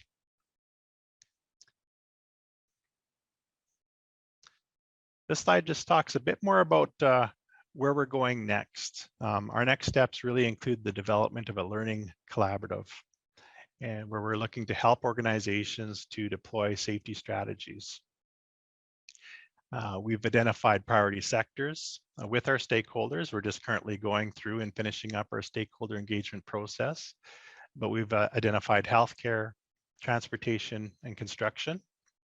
Our plan is to facilitate learning collaboratives involving organizations with good safety cultures and also target those with high injury rates. So bringing them together to work together and learn from each other. Together, we'll develop and implement safety strategies and track leading and lagging indicators for each project. And part of this strategy also involves the cross-pollination between industries. So for example, we'd like to bring the mining industry in to help the construction industry to reduce falls from heights and share some of their good learnings from over the years. On the right-hand side there of the presentation, you'll see our cross-cutting themes. So these are issues that we've identified that affect all industries in the province. And we're looking to bring together all industries to work and solve these priority issues. And this is kind of where we need your help as well to find proven and promising practices related to each of these issues that have been raised. And so I do have my email contact at the bottom of the screen there, and please reach out if you've got something that has worked related to one of these priority issues that you'd be willing to share. In the coming months, we'll finalize our new fatalities and serious injury strategy for the next 5 years. We'll work on a deployment approach and we'll launch our learning collaboratives. We're also looking to further align our work and recommit to ESA's Vision Zero strategy going forward and work that more into our prevention approaches. With that, thank you for having me today and appreciate it.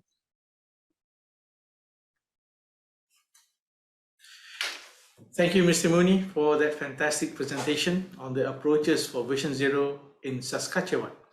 I think it is obvious that many countries which have presented today are in similar situation. Therefore, it is timely that most of these countries use Vision Zero approach and apply it within the National Strategy for Occupational Safety and Health. Ladies and gentlemen, dear colleagues, we have come to the end of the Americas examples of how Vision Zero can be integrated in national strategies and programs, particularly in the United States and Canada. These presentations have showed to us that Vision Zero can both be the main concept or be incorporated as part of the ongoing program in the national strategy for safety, health, and well-being of the workers. As was highlighted earlier, the Vision Zero concept is flexible and must be adapted to the country's own situation and approaches. I hope you all have enjoyed the presentation so far, and it is time for me to take my leave. I will now hand over to the session chairman, Dr. Muhammad Azman, to conclude our whole session in Room R today. Until next time, thank you everyone and have a pleasant day. Back to Dr. Muhammad Azman. Thank you very much, Dr. Azlan, for moderating our last segment. Thank you also to Mr. Konkolowski for taking over this segment for Europe earlier. Ladies and gentlemen, dear colleagues, with the last presentation, we have concluded our session today on national strategies to promote Vision Zero. I personally think that we have had a fruitful session. I'm sure all the audience here today is feeling the same way. The Vision Zero mindset that all accidents, diseases, and harm at work can be prevented has been shared by a large and still growing number of companies and partners organizations, including governments and social security institutions. Their active role in promoting Vision Zero at national level is of critical importance for achieving the objective of the global campaign to support the development of a prevention culture based on the Vision Zero mindset. To address the discussion on the various national strategies on Vision Zero, today we had 11 distinguished speakers from 4 continents who had kindly joined us. To enable an easier comprehension of the approaches, we had divided the presentations according to the continents, starting with Asia, with presentation from Singapore, Hong Kong, Malaysia, and Japan. This was followed by presentations from the continent of Africa by Zambia and Gabon. Just before the break, we had 5 presentations from Europe, which are Finland, Luxembourg, Germany, the Russian Federation, and the European Commission. Finally, we conclude with presentations from the Americas, represented by the United States and Canada. So, thank you to all presenters who had given us a comprehensive picture on the development of Vision Zero in their countries. From all the presentations made today, I've gathered several key points that were highlighted by our presenters. We have realized that, first, the national strategies were well thought of and deliberately planned to achieve a common goal that is a safer and healthier workplace. This is the same for all the countries presented. For example, Dr. Stefan Huse from Germany illustrated Vision Zero as part of the planning for reduction of serious accident by the BGRCI. Dr. Azlan, Dr. Kumbula, and Dr. Muni presented to us the systematic planning of the Vision Zero into the National Safety and Health Program in Malaysia, Zambia, and Canada, respectively. The key features here is that the plans are systematic and followed through diligently. This is very important despite Vision Zero is a concept. The journey towards achieving it is well thought of and planned in advance.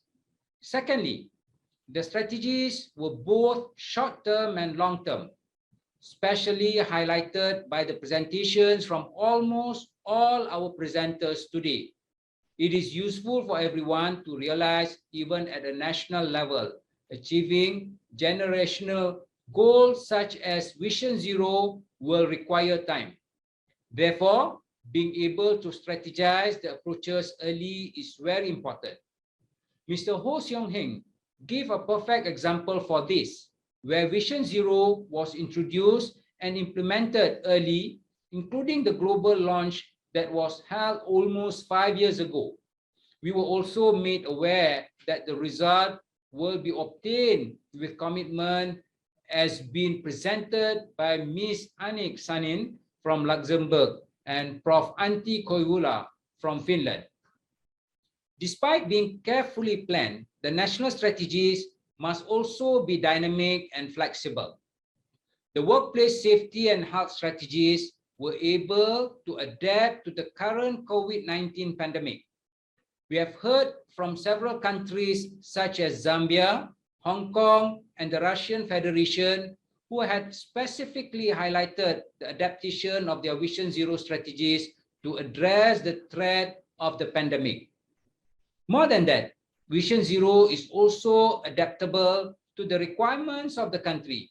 Prof. Koivula highlighted the elements of research in their strategies. Dr. Margaret Kidd showed us the similarity between the 7 golden rules and the hierarchy of the prevention employed in the Total Worker Health Program. We also heard Mr. Mooney from Canada showing us the passive and active approaches in the prevention which fit into the 7 golden rules of Vision Zero. National strategies are also useful to get Vision Zero to be adapted at the ground level. Ms. Boniao showed us the importance of working with other stakeholders and providing support to employers and employees in terms of promotion and training in Hong Kong. Fourthly, the national strategies for Vision Zero were presented in several ways. We have seen Vision Zero being mainstay for the National Workplace Safety and Health Strategy, for example, in Zambia, Finland, Germany, Luxembourg, and Hong Kong. Vision Zero may also be adapted as part of an already existing program that shares the same goal. The Total Worker Health of the USA give a useful example of such approach. Most commonly, Vision Zero is used as the next evolution in safety and health strategies of a country. After decades of safety and health strategies being conducted in a particular country, Vision Zero is currently being adapted into the next strategic planning. This was particularly highlighted by several countries, including Malaysia, Canada, Japan, and Singapore. And finally, a regional approach on Vision Zero is also very important. Mr. Stephen Olsen provided us with the insight on how the Vision Zero is viewed by the European Commission. The indication that the Commission had endorsed and supported the approach gives us a great significance to the efforts made by the country in the region. This would be something that other regions such as Asia, Africa, Americas, or any other regions in the world may want to also emulate. I'm already thinking of regional cooperation, such as ASEAN could be another platform to expand the outreach of Vision Zero. Maybe the audience can think of other regional bodies as well. Ladies and gentlemen, all our speakers today had given us various angles in the national strategies to promote Vision Zero. They reaffirmed that, one, when it comes to Vision Zero, we realize that the concept is flexible, therefore can be and must be adjusted to the needs and the level of safety and health management in the country. Despite some similarities, all the countries presented have different approaches that we can all learn from each other. Two, Vision Zero is suitable at all levels, not only at the company, but also on a broader level, such as a national strategy. Our broad regional approach today has really showed us how these are done.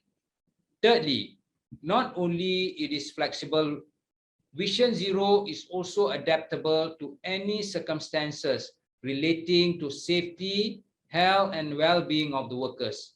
We have seen this in the management of COVID-19 in several countries that were presented. Fourth, as a national strategy or even a company strategy, achieving Vision Zero strategy will take time. Therefore, deliberate planning must be essential. Vision Zero for us is a belief by everyone that accidents due to your work is not acceptable, while health and well-being is an important aspect at work.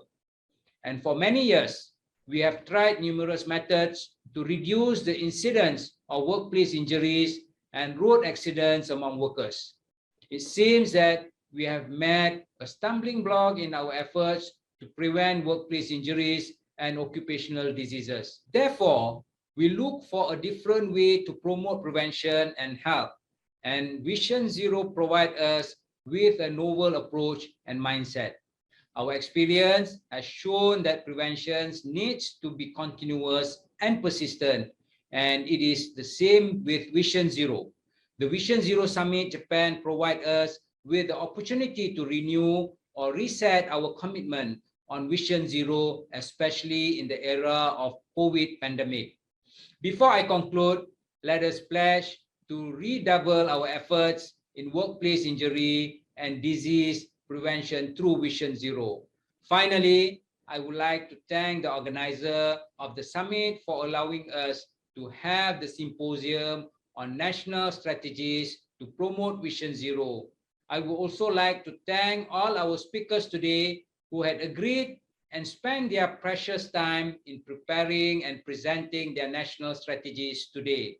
A big thank you to Mr. Hans-Horst Konkolowski and Dr. Azlan Darus, who assisted as a co-chairman for our session. I will end the session and we shall meet again in the next agenda, which will start at 1 p.m. Central European Time. Until then, thank you everyone for joining us, and we will see you again in the short time. With that, thank you.